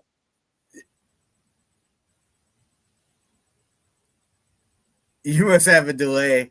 I must. Yeah. I was gone for like a minute, and that's the most active time we had in our chat. Go figure. Did I show you Stu's sick wrestling title belt? No. Didn't show you that? I know Dan saw it. Look at that. Ooh, that's spicy. I got to get a real one made of that. That should be the banner on the bottom of your cards. That thought has crossed my mind. Yeah. Just got to add like JC3 on there or something, or right. I don't know. Add something business wise to it, and that'd be good to go. Yeah. You could just have I mean, it doesn't matter now. You can just tell AI what you want, and it'll pretty much show It up. doesn't do good with wording. The picture itself, it does fine, but if you tell it to, like there's a couple times I told it to put the word stew in the background, and it struggles with stuff like that. Yeah, well, it's still learning. Yeah. There's a long ways to go with it too, but it's already gotten much better from where like ChatGPT started and stuff. For sure. The other thing is, it's not good at is it's not good at fingers or sports cards. Yeah, they're always like fingers are always like this, so there's like 4 extra ones, or there's another hand, or it's a foot as a hand. Like, I don't know why you can't figure out hands. They're not that complicated. They're a very unique image. Nothing else really looks like a hand, but AI can't get that one right. Yeah. Or it does creepy stuff like some of the ones we were working on with the goats, and it gives them human hands. Like, no, you put those away and give me some hooves. So yeah, it's AI does it takes some liberties on to what it'll mix together to come up with what it thinks you want. And there's probably people that are using AI to make some weird stuff too. That's part of the fun of it, I suppose. CD Pro, I used up my monthly scans and they offered me $5K more for like $40. Yep. That's what they'll do. They'll constantly try to get you to buy up to the next plan. I stay at the $40 one. I do 5K. No, I don't do 40, do I? No, I do $30. What do I do a month, Charlie? I don't know. I do the 20. What is my plan? I'm pretty sure I do more than you do. You do. Yeah, you upgraded that right away. Let's see. I forget what they call their plans too. They have kind of sports themed names for them, don't they? Yeah, I have the rookie plan of $39 per month. Yeah, I'm in the minors for $19 a month, and I get 3,500 scans a month, I think. It sounds about right. I get 1,100 in the minors. No, I get. The reason I don't go any bigger than that is I do get some extra ones every month, just because of my relationship with Car Dealer Pro. And then I also get a small deposit from them every month for having people sign up for Car Dealer Pro. So I'm very fortunate that way. Most of my expenses cover, or a chunk of my expense, I shouldn't say most, but a chunk of it is. And to that end, if anybody wants to get Car Dealer Pro, wants to try it out, we talk about this all the time. But those of you who, sitting on the fence or new viewers, whatever, that want to try it, you can get 500 free scans if you use the code $box when you sign up at Car Dealer Pro. So do that, get yourself 500 free scans, and then you can pick your plan from there. You can do it a la carte, but it's kind of expensive per scan, so it's best to just go with like a rookie plan or something like that. I think the lowest one is $10 a month. I want to say $9.99 or something like that. I'm not sure. I haven't really looked at the plans in a while, but if you go on there, you can start with the lowest one because, of course, they'll let you upgrade it at any time if you want more scans as well. Anyone have a good way to take pics on a phone with a Chrome cards that doesn't have the reflection of your phone and also not being far away to have to crop the picture? Okay, so I think Charlie can help you on the you don't have to crop the picture part. I kind of figured that out for him the other day when I was setting up a new device. You have to change the aspect ratio of your photograph of your camera on your phone. So right now it's probably set to square because that's how most of us want to do selfies and things. You have to set it so that it's longer than it is wide. I think it's 4:3 ratio. It's 4:3, and then you can fit the card in there pretty much perfectly. Yeah. Card ratios of cards are literally 4:3. So you've got, I think is it 3.5 inches and then 4. It's like 2 3/4 by 3.5 or something like that. Yeah. So when you do 3x4 for your photo, it fits in there perfectly. So I think we solved that one for you. And then the as far as like the reflection with the chrome, no. My 2.5 by 3.5 biggest official. 2.5. That's okay. Yeah. My biggest suggestion for the taking pictures for Chrome cards is to not, first of all, not use the flash on your phone because you're just going to get that huge bright spot.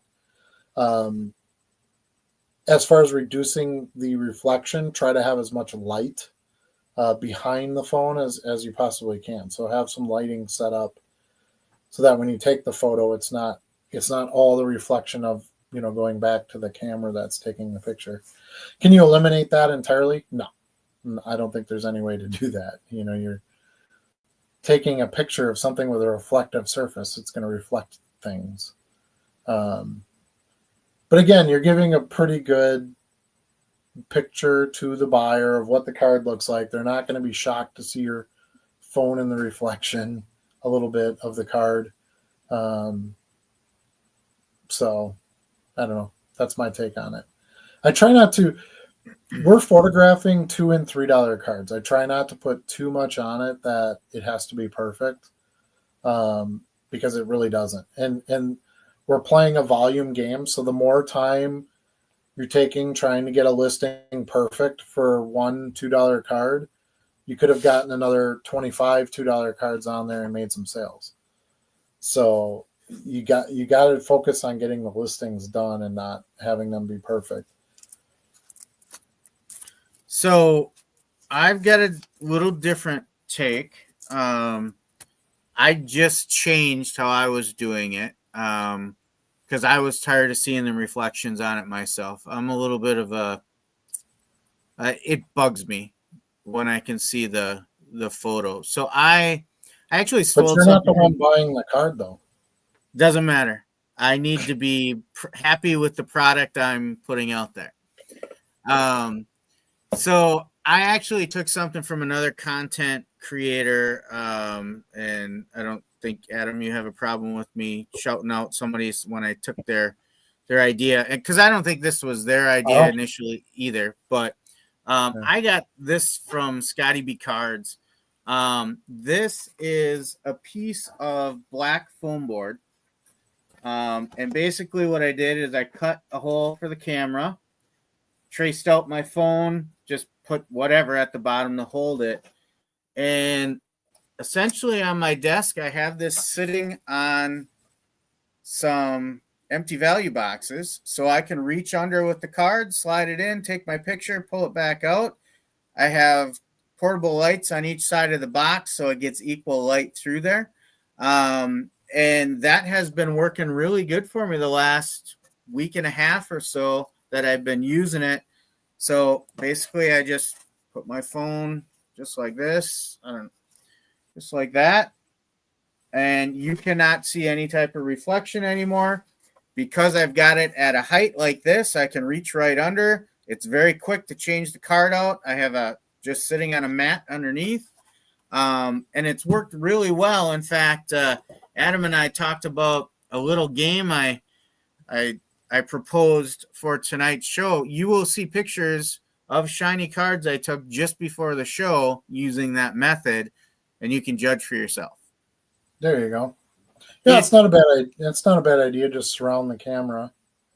Yeah, and what is key is the height so that you can get your hand in and out of there quickly and not be fumbling around with cards. To Adam's point, you need to be able to do it quickly.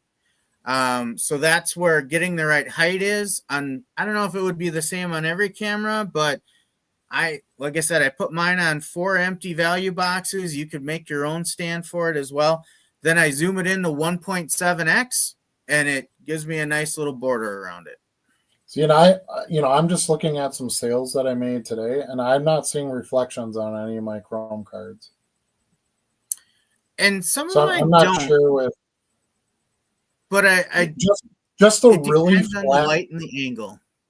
Well, to me, it depends on the card. So, like the really flat mosaic cards, where it's literally just a silver surface, that's where I would see it sometimes. But like Pops Chrome and stuff like that, I don't see it on any of those. Yeah, I would agree. The pure silver cards are the worst. That's where you'll see it the most. Yeah, but the black board part that's a pretty good idea. I might try that on myself. So Yeah, 'cause it's so pretty what simple. did this cost? It's like $2 and change for like a pretty big square of it. This is like a Yeah. quarter of the sheet I bought. Yeah, well, good. Then I'll just get a piece from you. Well, you might be Charlie. able to. Charlie. I think. Oh, wait. Here's the leftovers. Yep, I got enough for you. See? Sweet. See? So So when we switch out the scanner, I'll give you a sheet. Deal.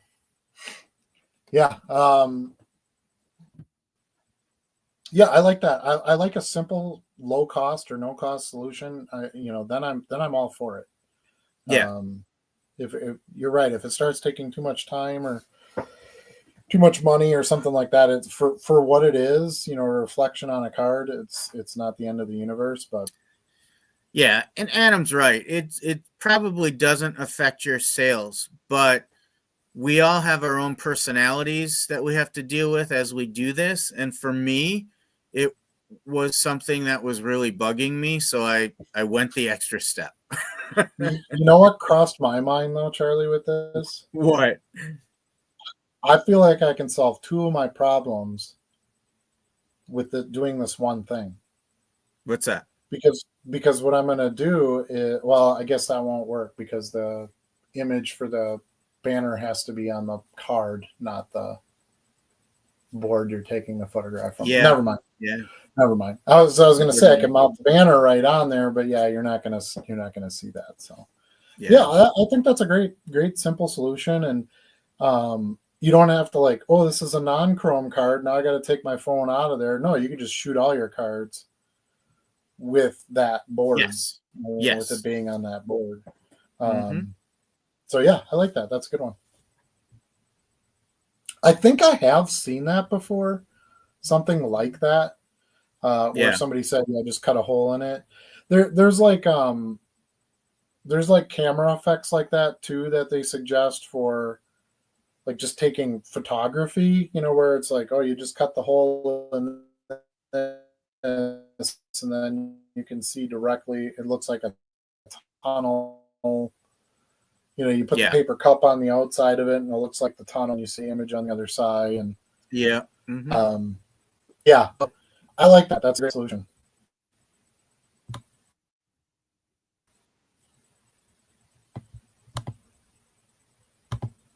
All right, next. Come on now. Oops, I just turned it off. Is there a way to get rid of the SKU that CDP adds after your own? Thanks. Yes and no. There is, Charlie. Well, you can do it in the download sheet. You can do it once it's on eBay. Right. Only if you're uploading the CSV and not directly to eBay. Kind of like what Charlie and I were talking about earlier. If you upload directly to eBay, you can't change nothing.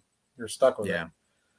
So if you do it by CSV, you can go in and edit the field in eBay, or like he said, change it right on the spreadsheet before you upload it. I don't change it though, because only one person ever sees it, and that's me. Right.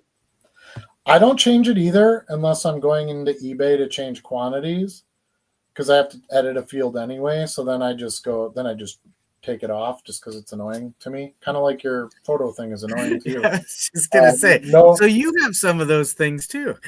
No, well, yeah, of course. Everybody has their little, pet peeves, their little quirkies, and that's a slight one of mine, not a big one. But I want it to be.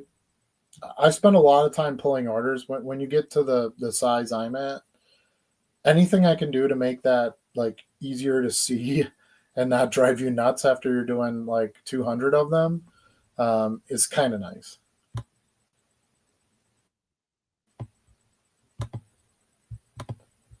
All right. What if you get a custom card holder with your info at the bottom for your logo? That's kind of what I was thinking, was just ordering like one of the card stands. So here's the thing. those card stands are meant to be able to stand your card up like this, right? Mm-hmm. And it would have your name or logo or banner on the bottom. So what I would do is I would order the stand, and I like to shoot my cards down on a mat, which I still intend to do. So what I would do is I would just Dremel the little stand front off where it has my logo, and I would just put my logo down there or my banner down there. But I could probably get that. I think I could order a sample sticker. I've done a lot of sticker ordering from, my other business and stuff. I know some companies that will do a sample sticker. So I'm thinking as long as I can get the dimensions right, I could order a sample of it, and then I can literally just put a sticker right on my mat. And it would always hold in place nice. It would be high quality because it would be a vinyl, commercially printed sticker with, all the right colors and everything in it perfectly. Sometimes they'll even be like, you can get 5 samples or whatever, and then I'd have a few extras or something. So I might look into that too. We'll see. But I do like that idea. It does seem like an easy way to shoot something and just have that banner right in there at the right size. But if not, I think I could. I don't know if I would know how to do this myself, but I feel like I have some people I could go to that would know how to do it, where I could just make a photo frame with my banner on it and then just shoot the photo inside that banner. So, and then I would never have to worry about being on a certain mat in a certain place with the sticker or with the logo. I could shoot anywhere, and that would be on the bottom of the photo.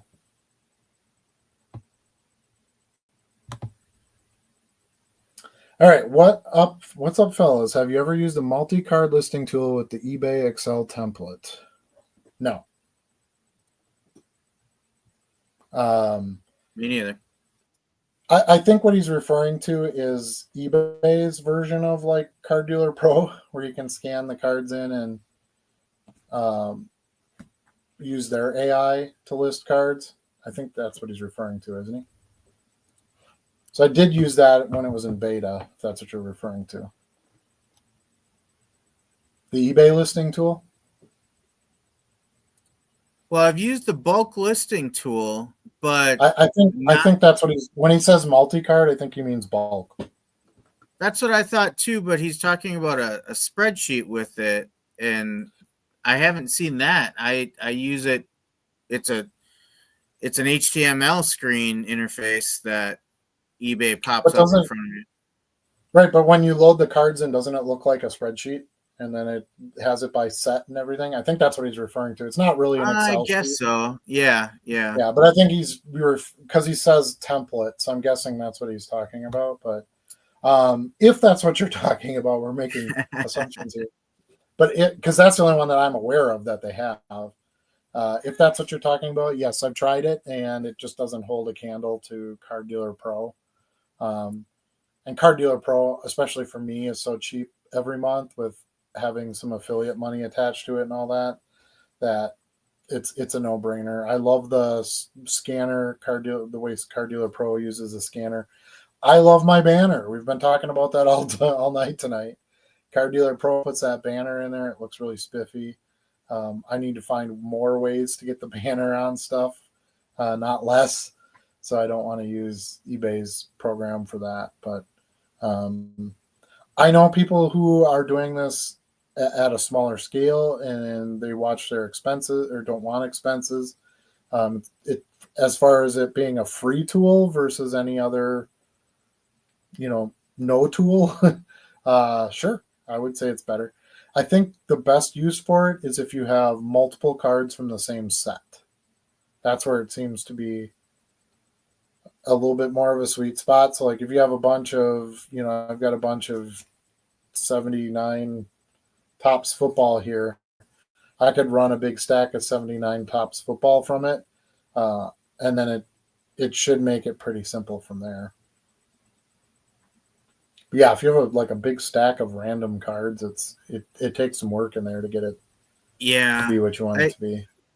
I would agree. The only time I really find myself using it is when I don't have the scanner and I've got a nice stack of cards from the same set.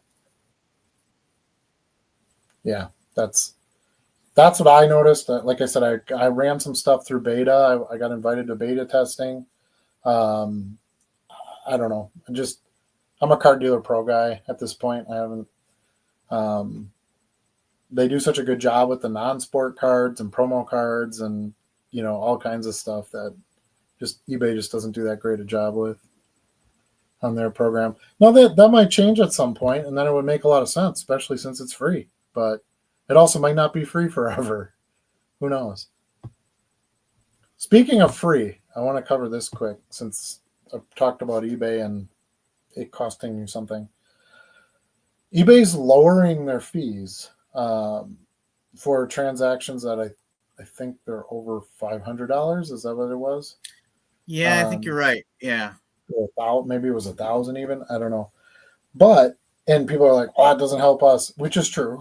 For the most part, it won't.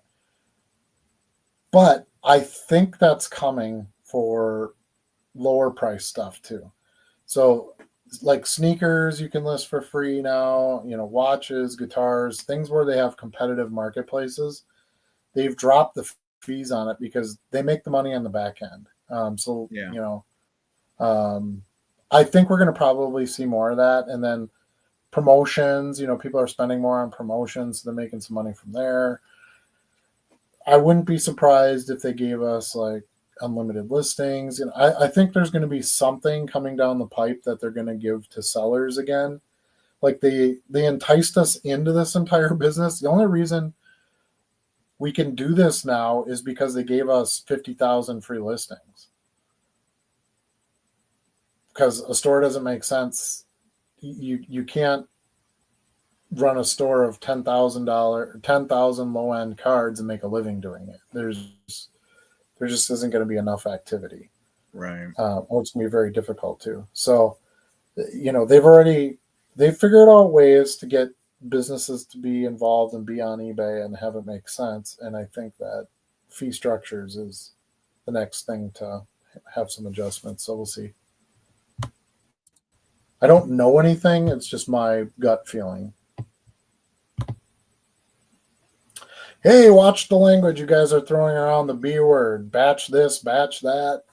Yeah, you betcha. You bet your batch. Son of a batch. Boomslang, are you in Bama? No, he's in New Jersey. I'm in Tuscaloosa. Tuscaloosa. Tuscaloosa. So do I refund them and wait the 15 days to file the form? eBay gave me like a 5-day deadline to resolve it with the customer. I would wait the 15 days before you refund them. You don't need to before then.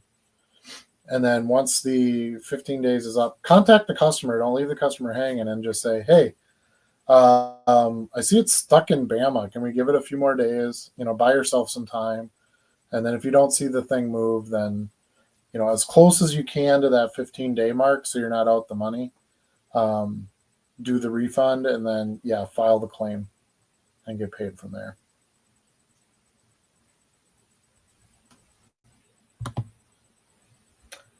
Let's see. So the guy that it was delivered to, the tracking was not working right. The actual number was not working when you type it in. Well, where are you getting your label from? Because if you're getting it from ESE, that label's automatically going to be right because it's already in the system. You don't generate the number, it does. And it's on your sticker. So they are automatically going to match. If you're printing that tracking, like where are you typing it in? You shouldn't be typing in a tracking number unless you're using that alternate site because tracking wasn't showing. Right. Customers a lot of times think they can take the eBay standard envelope tracking number and put it in the USPS site, and that doesn't work. Right, you can't. So I would go to that transaction itself and click on the tracking, the ESUS number, and see what that says. Because you shouldn't have to type anything in to track it. Let's see. That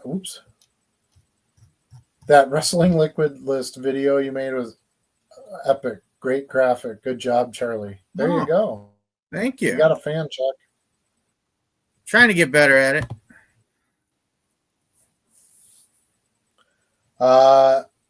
Salsa's taking a look at some of your recent shiny cards. They look great. Geez, just all the praise for the Chuckmeister here. Maybe he's talking about yours. No, I doubt it. Although I've had people say, like, your photos look great, and I sell tons of cards, so I'm guessing I'm doing something right. I like the idea with the mat and the phone. I do too. Let's see. 8. I don't know what that means. 8 thumbs up. What I do now is take a pic of the card from an angle and crop the pic upwards afterwards to not have the reflection. Yeah, don't do that. I would just shoot. Yeah. The reflection is going to be better than trying to change the angle after you take the photo. It's going to make the card look like a weird shape and stuff. So I don't know that I would do that. Yeah, that's what I was kind of tired of, is trying to get the just right angle to minimize that reflection, and that's when I was like, I'm gonna try this, and pretty happy with it. I take the card, I set it there, I snap the photo, and I move the card away, and then I list it. That's what I do. We know. I don't even look at the picture. It's under reports. I'm not sure what is under reports. Would that be the Excel spreadsheet he's referring to? Multi-card?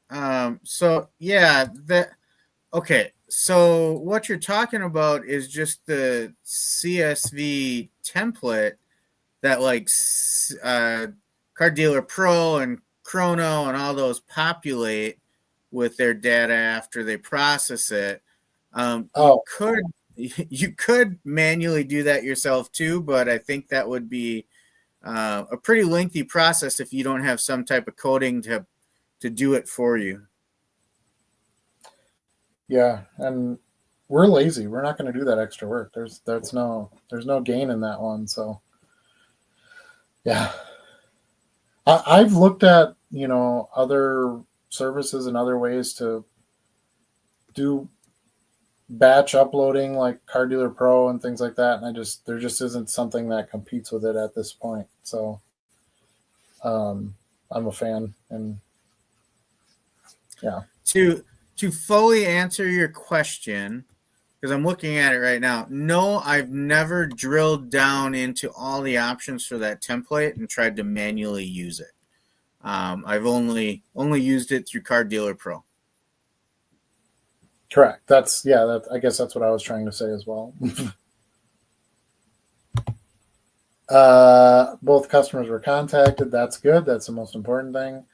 That's the eBay number. Won't work in USPS. That's what the problem is. That's why I chose delivered, never type tracking, and use USPS. Got it. Yeah, exactly. It's not the same system. eBay has its own internal tracking system with the Postal Service. Do you ever run auctions? We talked about this earlier. I do. I have 500 free auctions a month on one store and 250 free auctions on the other store. Yeah, I just use it. I'm out of listings basically on store number 1 or the sports store. So I basically just, when it's the first of the month and I can add new auctions, I basically just grab a stack of stuff, list them on auction, and let them ride. I try to do stuff that's a little better than base cards, because it doesn't make sense to put 500 auctions of no name base cards on there and have none of them sell. That's a lot of work for nothing.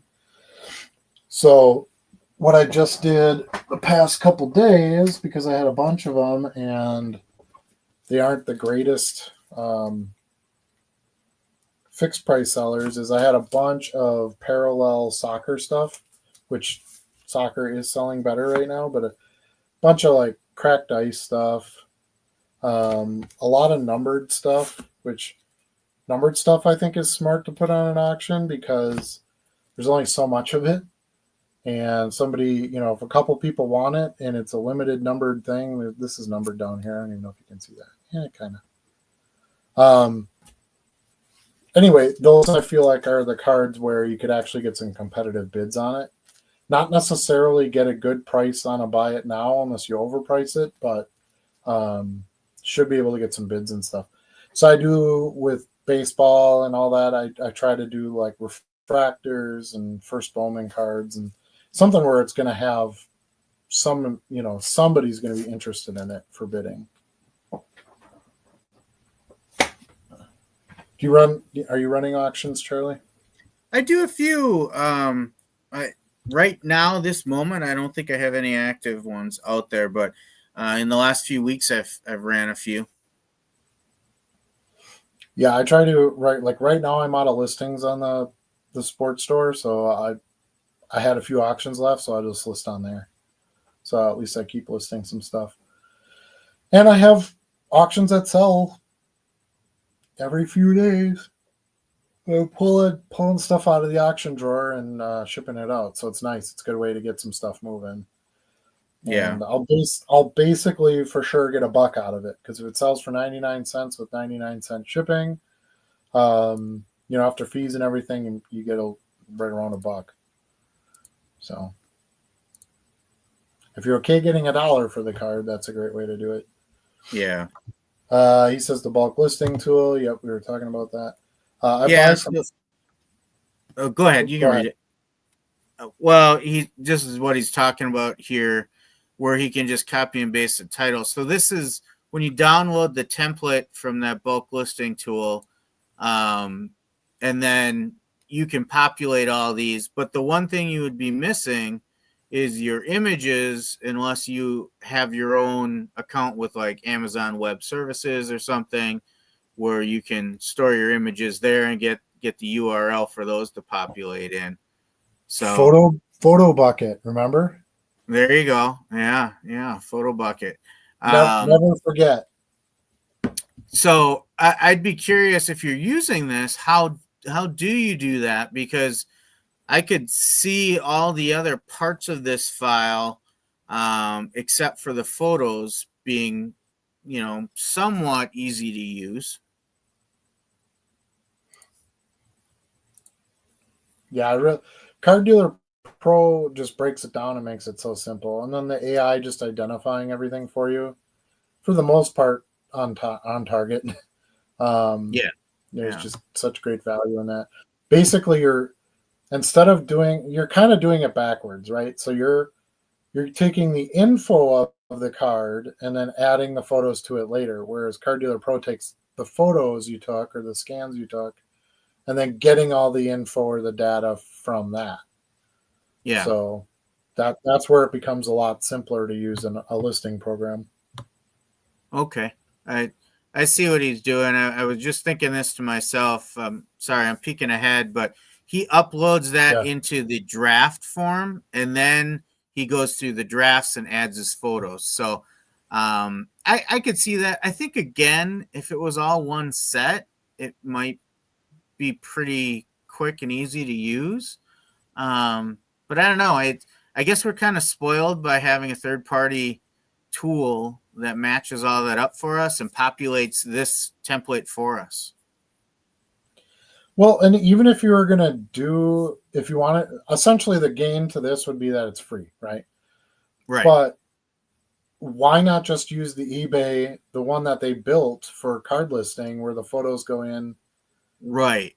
I think if you're going to use eBay, why would you go through the spreadsheet format when you could just do it right in their tool? Good question. That's actually built for that.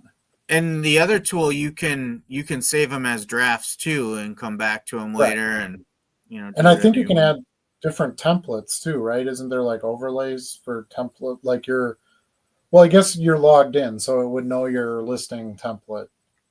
Yeah, that I'm not so sure about. So just because that's one of the things I love about Card Dealer Pro is you set up the shell of what you want your store listings to go as, like your policies and all that stuff are all there, and then you're just simply, once the AI finds the images, then everything else fills in for what your policies are. Yeah. So like this is the bulk listing tool they created, which essentially will do the same thing, This is just a draft I had in there for something, but you can then copy these and it'll say, how many copies do you want to make? Well, let's make 10 copies of that. And then just start filling in those details that way too. Right. So there's a lot of different options they have now. I don't know that the spreadsheet version is going to be the most efficient for you. If it's working for you, great. I can't connect the dots myself to see how that would be the most efficient way to do it. I think this HTML version of essentially the same thing is probably more efficient in my view. Plus, I like this little preview button too, where you can see what your listing is going to look like as you go along. So, and you can see your photos in there too, right? You can click on the photo. Yeah. Once you put them in, you can see them right away. So that's kind of nice, just to make sure, like, oh geez, was this the pink parallel or the purple parallel? It kind of helps to make sure that your photos are matching with what you're actually trying to list. Yeah. And you can still customize columns over here. You got a filter there you can work with. You've got the bulk edit. So let's say you put all your stuff in there and then you're like, oh crap, this was actually supposed to be, something with the letter B instead of A. You can change all of that at once, just like you do in your actual live listings.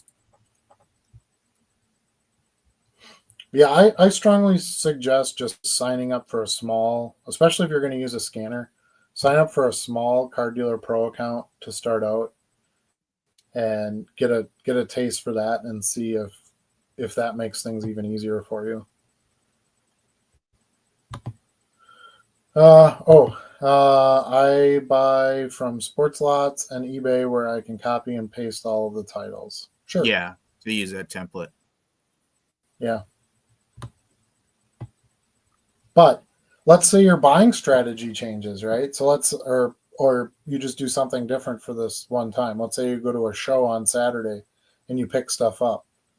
Now you don't have those templates to copy. You don't have those titles to copy because you didn't buy it on auction. You know what I mean? So now you're writing all that, or you're searching it on eBay or something to get a title to copy and paste. All right, just fixing to start.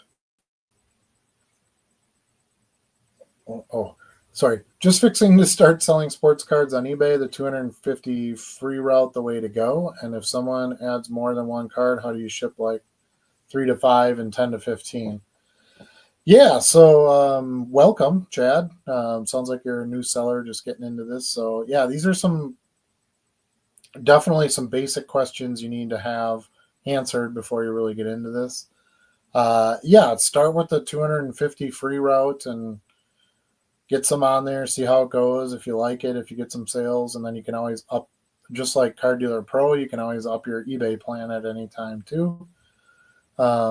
If someone orders more than one card, how do you ship 3 to 5, 10 to 15? So that's where there's a lot of different ways to do that. The way I do it, if it's 3 to 5 cards, they all fit in a card saver, unless they're thick, of course. But if they're 3 to 5 regular cards, I sleeve each one. I slide all of them into here, put them in a number 10 envelope, and then slap my label on it. And then the tracking is obviously the same for all 5 of those cards. So that's what I do. Up to like 5 or 6 cards generally can fit in one. When I go from like 6 to 12, I would say is probably more the max. Then I use 2 card savers. So I'll put 6 in this one, 6 in this one. I kind of mount the heads together backwards so that all the openings are covered. And then I tape around here and tape around here. So you essentially have one solid piece of plastic with all your cards inside. And they just magically fit perfectly in a number 10 envelope. So again, the number 10 gets it done.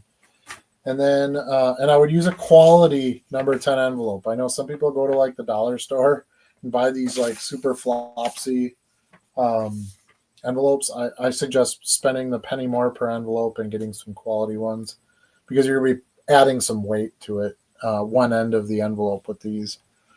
And then basically 15 to 18 or so, if I can push it. Then I have 3 card savers that I tape together.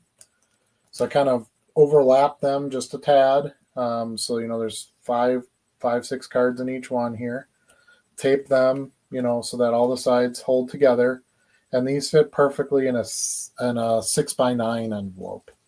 And then you're looking at probably 3 ounces shipping, so $1.25 to ship those 15 to 18 cards.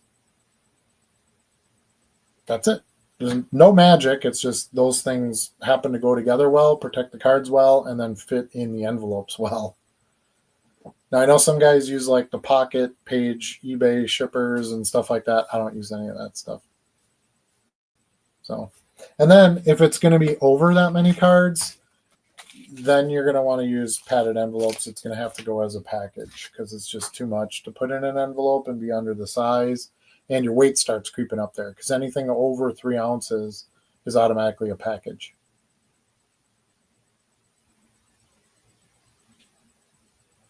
Charlie? I do the same. I do use those eBay 3-pocket envelopes just because sometimes I use my quarterly discount to get them for free, essentially. But which is how I get these. I use my coupon for the paddeds. Right. But yeah. I don't ship as much as you though, so I can kind of vary what I use my coupon for every quarter. I go through basically a box of these, which is 100 of them in the 3 months. Yeah, or just shy of that. So they're a good value because padded envelopes are very expensive. There's no way to get a good bulk deal on them. So I do still occasionally use the old top loader. If I'm shipping some older singles and it's the really thin floppy cards, I might put it in a top loader just because I have them laying around. Like I don't go out of my way to get top loaders anymore, but I always have a stack near me. If it's a nicer card, I might use a top loader. There's specific use cases that I'll use a top loader for.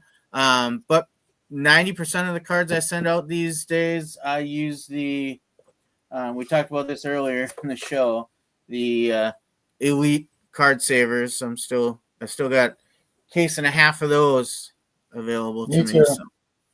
Me too, but I have the new ones coming in on Friday. They've already shipped to me, so I'll share some opinions on that once I get them. Now, I'll share a couple other things with you. I like selling minis, and sometimes I will put a mini. So early on, I got some mini top loaders that I use. I don't use these too often anymore because I picked up something else. I'll show you. Here we go. I picked up these tobacco card insert sleeves. So there you go. And what these are is they're a full-size card sleeve with a little tobacco-sized pocket in there. So then I will put that mini in this sleeve, and then I can still use the card saver or a top loader with it, a standard one. So those are a couple different things that I do when I'm shipping. But the core of my operation is very similar to Adam's. Like a lot of you guys, I learned a lot about this business from Adam. So we use a lot of similar techniques. Scary Terry. I know. I also learned when to do my own thing instead of follow you. And that's why you'll never be as successful as me. Yeah, no, I think that's a good point, though. I mean, we're joking about it, but I think that's a good point. You have to kind of do some of these things your own way. That's the beauty of owning your own business and also the challenge, right? So, like, I would never buy little mini card sleeves. I just put a mini card in a regular sleeve and it goes in a card saver. Um, that's part of the difference. So, but I do so for me for top loads because like Charlie, I don't really have a use for these. I don't even put my own cards in these, but I get them all the time because a lot of my inventory comes in top loads. So what I've done was I've set a price limit on how I ship. So this one I'll get you, Charlie. So if anything is under $3, I still have a ton of the number 6 envelope. So if I sell a card under $3, so let's just talk single cards, okay? The reason I mentioned what I did before was because he was looking at quantities. But if I sell a single card for, let's say, $2.50, goes in a card saver, it goes in a number 6. That way I make sure I'm still getting rid of these because I have like 50 boxes of these left. I was buying them by the hordes back in the day before I changed a little bit of my shipping. So that's what I do there. If I have a card that's $2.99 on a sale or higher, then I use a card saver and the number 10. If I have a card that's $5 or more, or $4.99 in most cases or more, then it gets top loaded and put in a number 10. That way I'm for sure always using top loads and I'm using those slightly higher priced cards. For my business model, a $5 card is a pretty good value card. And then I keep those top loads moving as well. So that way I'm not constantly just burning through number 10 envelopes while I still have some number 6s left. And and I sleeve every card. Always sleeve the card. So yeah, shipping differences, that's fun. Yeah. 100 ways to do it. Now, I was basically just using the number 6s because they're by far the cheapest envelope out there. But I kept having some problems with my local post office. Didn't care for these. Didn't care for cards in them because they can't. When you put a single card in an envelope this small, it can't bend in half to go through the scanners. But if you have one single card in a card saver, so you have the card in a card saver, you put it in the envelope. On one side of the envelope is how I do it. So it's just sticking up to this far. I can literally still bend this envelope in half, and the card is still in there safe and sound. So that's why I did it. It does cost a little bit more for the envelope. I can buy them in bulk. And again, I'm fortunate. I have some affiliate money with Amazon that I get pretty regularly. I have links in videos and stuff, which check down below on my other videos if you want to see any of the products I use. And when people buy on there, then I get some affiliate money from Amazon, and I use those credits to buy my envelopes. So that's kind of why I don't really care if they cost a penny or two more. And I've had zero issues with shipping since I did it. So just for the mere fact of it doesn't cause me any problems, it's totally worth it. And you can argue with eBay, you can argue with the post office, you can argue with your grandma all day long, but in the end, you're going to have to do what they want you to do. Yep. So, let's see. Keith is here. He says, "What's up, fellas? Sales have been great for me lately. Off for a few days, so I'll be working on listings tomorrow through the weekend." Awesome. Listing days are the best. I love listing. Listing and shipping. And shipping you and shouldn't. listing. It should be like the worst thing. Yeah.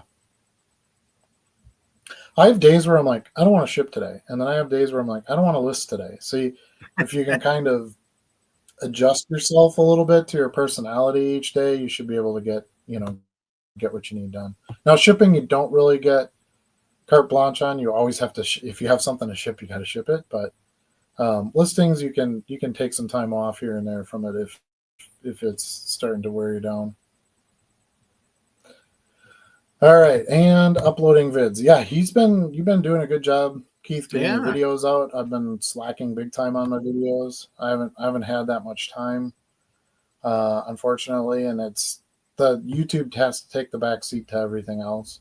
It's not my big income producer, so I've been out of town and I some other things going on. So hopefully I can get back to some of the videos. I did record my in-person pickup sale that I made on eBay, and that was kind of fun. So you basically bring the cards to wherever you're going to meet, get the cards to the buyer. Now, my buyer bought 3 cards, but he bought them in 3 separate transactions. I know, annoying, right? So he had to pull up each one of those sales himself, and there's like a received it button or got the card button or something like that. They have to click, pulls up a little QR code, and then I scan that. I go into my sale and click that, I dropped it off, and it'll have me scan the QR. Once you scan that, it'll show that the transaction's been completed. It was the same for me. Those fire drawers that I bought were one of the things eBay. I didn't tell you about, Charlie, was I was like, hey, I wonder if this auto. Okay. Yeah, and the one thing I wasn't sure of is, yeah, I'm kind of here. The one thing I wasn't really sure of is if my auto feedback would still work, and it did. It did leave the customer feedback once the transaction was completed. So if anybody had that question, that's how that works. But yeah, it's not real complicated or anything. I just hadn't had a local pickup yet, so I thought it was kind of fun to get one of those done. And I wouldn't mind doing some more. It's not a bad way to do it. You get paid right away from, like you would any other eBay transaction. The customer still has to pay up front. But then it's your responsibility to kind of coordinate with them a pickup. And my customer was very receptive. He was like a couple miles from my house. So it made a lot of sense. We just met at the post office right between our houses and did an exchange there, and it worked out great. I upload it in draft form, and then I go through, and all I have to do is add the photos. Yep, we covered that. Thanks for the suggestions. Hey, thanks for bringing up another way to do stuff. I love that in here. That's the whole point of doing this, is to try to give each other some help and maybe find whatever your path is. How it works for you, and yeah. And it's awesome getting new people in here, because when you do something for a long time, you get kind of stale with it, and you're just like, well, this is how we do it. Well, that's not a good attitude. And it's very bad in business. That's the quickest way to go out of business, is to find success and then assume that nothing's ever going to change, and you're going to continue with that success. That's why some companies that had an online sales presence continued, and some who were like, oh, this is only a fad thing, it's not going to happen, are all out of business. Yeah. So anyway. Keith says, fun story, my better half makes and sells homemade egg rolls for a side hustle. Last night we had to make around 100 total. So I helped fry them. In between each batch, I was listing cards. Jeez. Well, hopefully you didn't get like egg roll oil all over your cards or anything. Get some. And when you make a sale, don't accidentally ship an egg roll instead of a card. Yeah, because that would be different too. Got to get them listings in. Yeah, listings is certainly, it seems to be the bane of growth. As long as you can make sure you can handle the sales. Don't list more cards than what you can ship if you get the sales. Welcome to the new guy. Now I'm not the newbie, just a rookie. There you go. It's easy to get off that platform real quick. There's almost always somebody new coming in, and we can all get there. Adam, you'd be proud of me. I used your 12-card shipping method a couple of times now. See? There you go. There you go. I love my card papers. Damn, I bought semi-rigid 2s. Oh no, you need 1s, man. You need the grading submission ones. Yeah, I get them once in a while, like from just cards that I bought or whatever, and I'll use them on a single card, but I hate them. Yeah. And I almost feel bad using them, but I never would throw away good supplies if I can use them. So just make sure well, I don't know how many you bought. Hopefully it wasn't a case or anything, but hopefully you can use them here and there for single cards or save them for mini cards or something, and use them up that way. What if the card is a thick card, like them helmet cards from Topps Blasters and Jersey cards? I still card saver them. I'll tell you one thing, and I don't even think I told you this, Charlie, but one thing I do in addition now is I'll take like a junk base card and I put it over the top of the memorabilia card because it'll keep it from. And I usually use a chrome card, one that won't bend, because it just keeps it from creasing like where the memorabilia window is and stuff. Okay. And that I've been very successful with that. I haven't had any cards come back. So, and one chrome card doesn't add that much thickness, so you should be able to do that. Yeah. If the card is way too thick, okay, so you have to use your brain a little bit on some of these things too. If the card is way too thick, if this is one card, don't send it as a standard envelope. Charge shipping then to the customer, because it'll have to go as a package. Don't try to cram it. But yeah, if it's just slightly thicker, like a manufactured patch is in there or something like that, yeah, I just throw them in a card saver. It's fine. And then definitely use a number 10 envelope. You don't want to use the smaller envelope. Yep. The 1/4-inch thickness is one of the key things you gotta think about. That's why I keep a little mini tape measure around.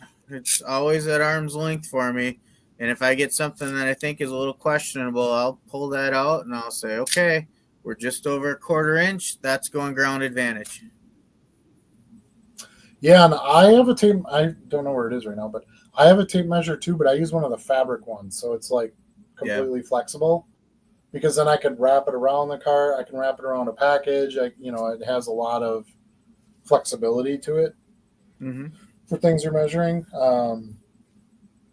But yeah, I suggest the tools you have to have in order to do this for real is you have to have a thermal printer, label printer.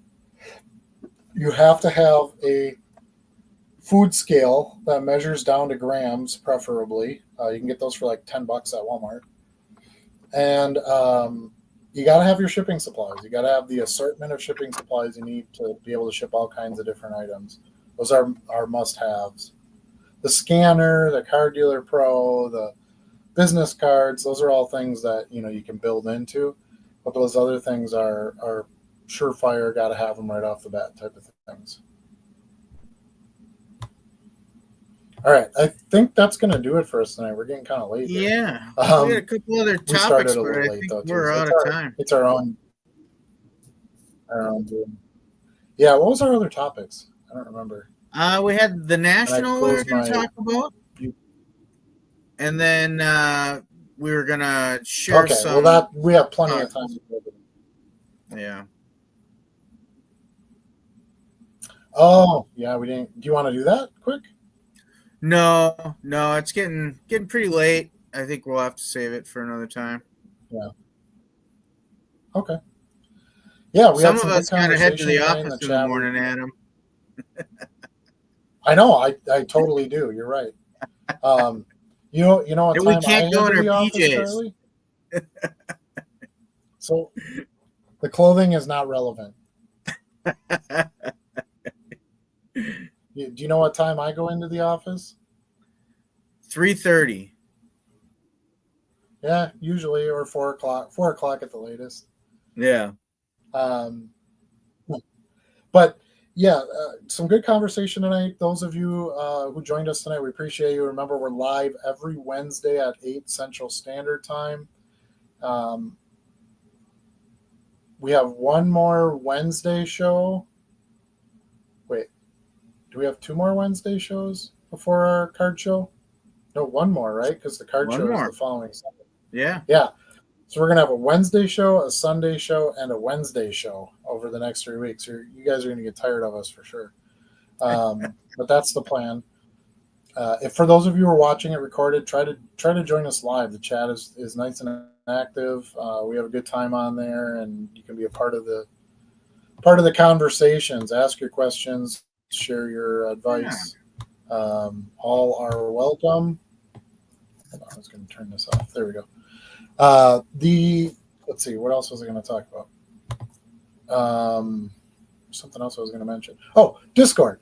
That's why I took the comment off. So the Discord link is going to be coming across here. There it is, the little invite link. So make sure you jump on that if you're not in the Discord and join us. It's free to be on there. My Patreon link runs across there too. If you want to contribute to the channel, you can do that. And hopefully I can get back to making some more educational videos and not just sales videos. We'll see. It's kind of hard to keep redoing how to ship in an envelope type of video. Yeah. You know, I mean, there's only so many times you is. can do that. So yeah, so I gotta have some new stuff to chat about to make some videos that everybody wants to watch. But that's going to do it for this one. Do you have anything to add, Charlie? Just can check me out at JC3 Cards and Collectibles on eBay and YouTube. And don't forget, when you see the goat, we're talking about some of the greatest of all time. Can't sell, but you don't list. See y'all next week.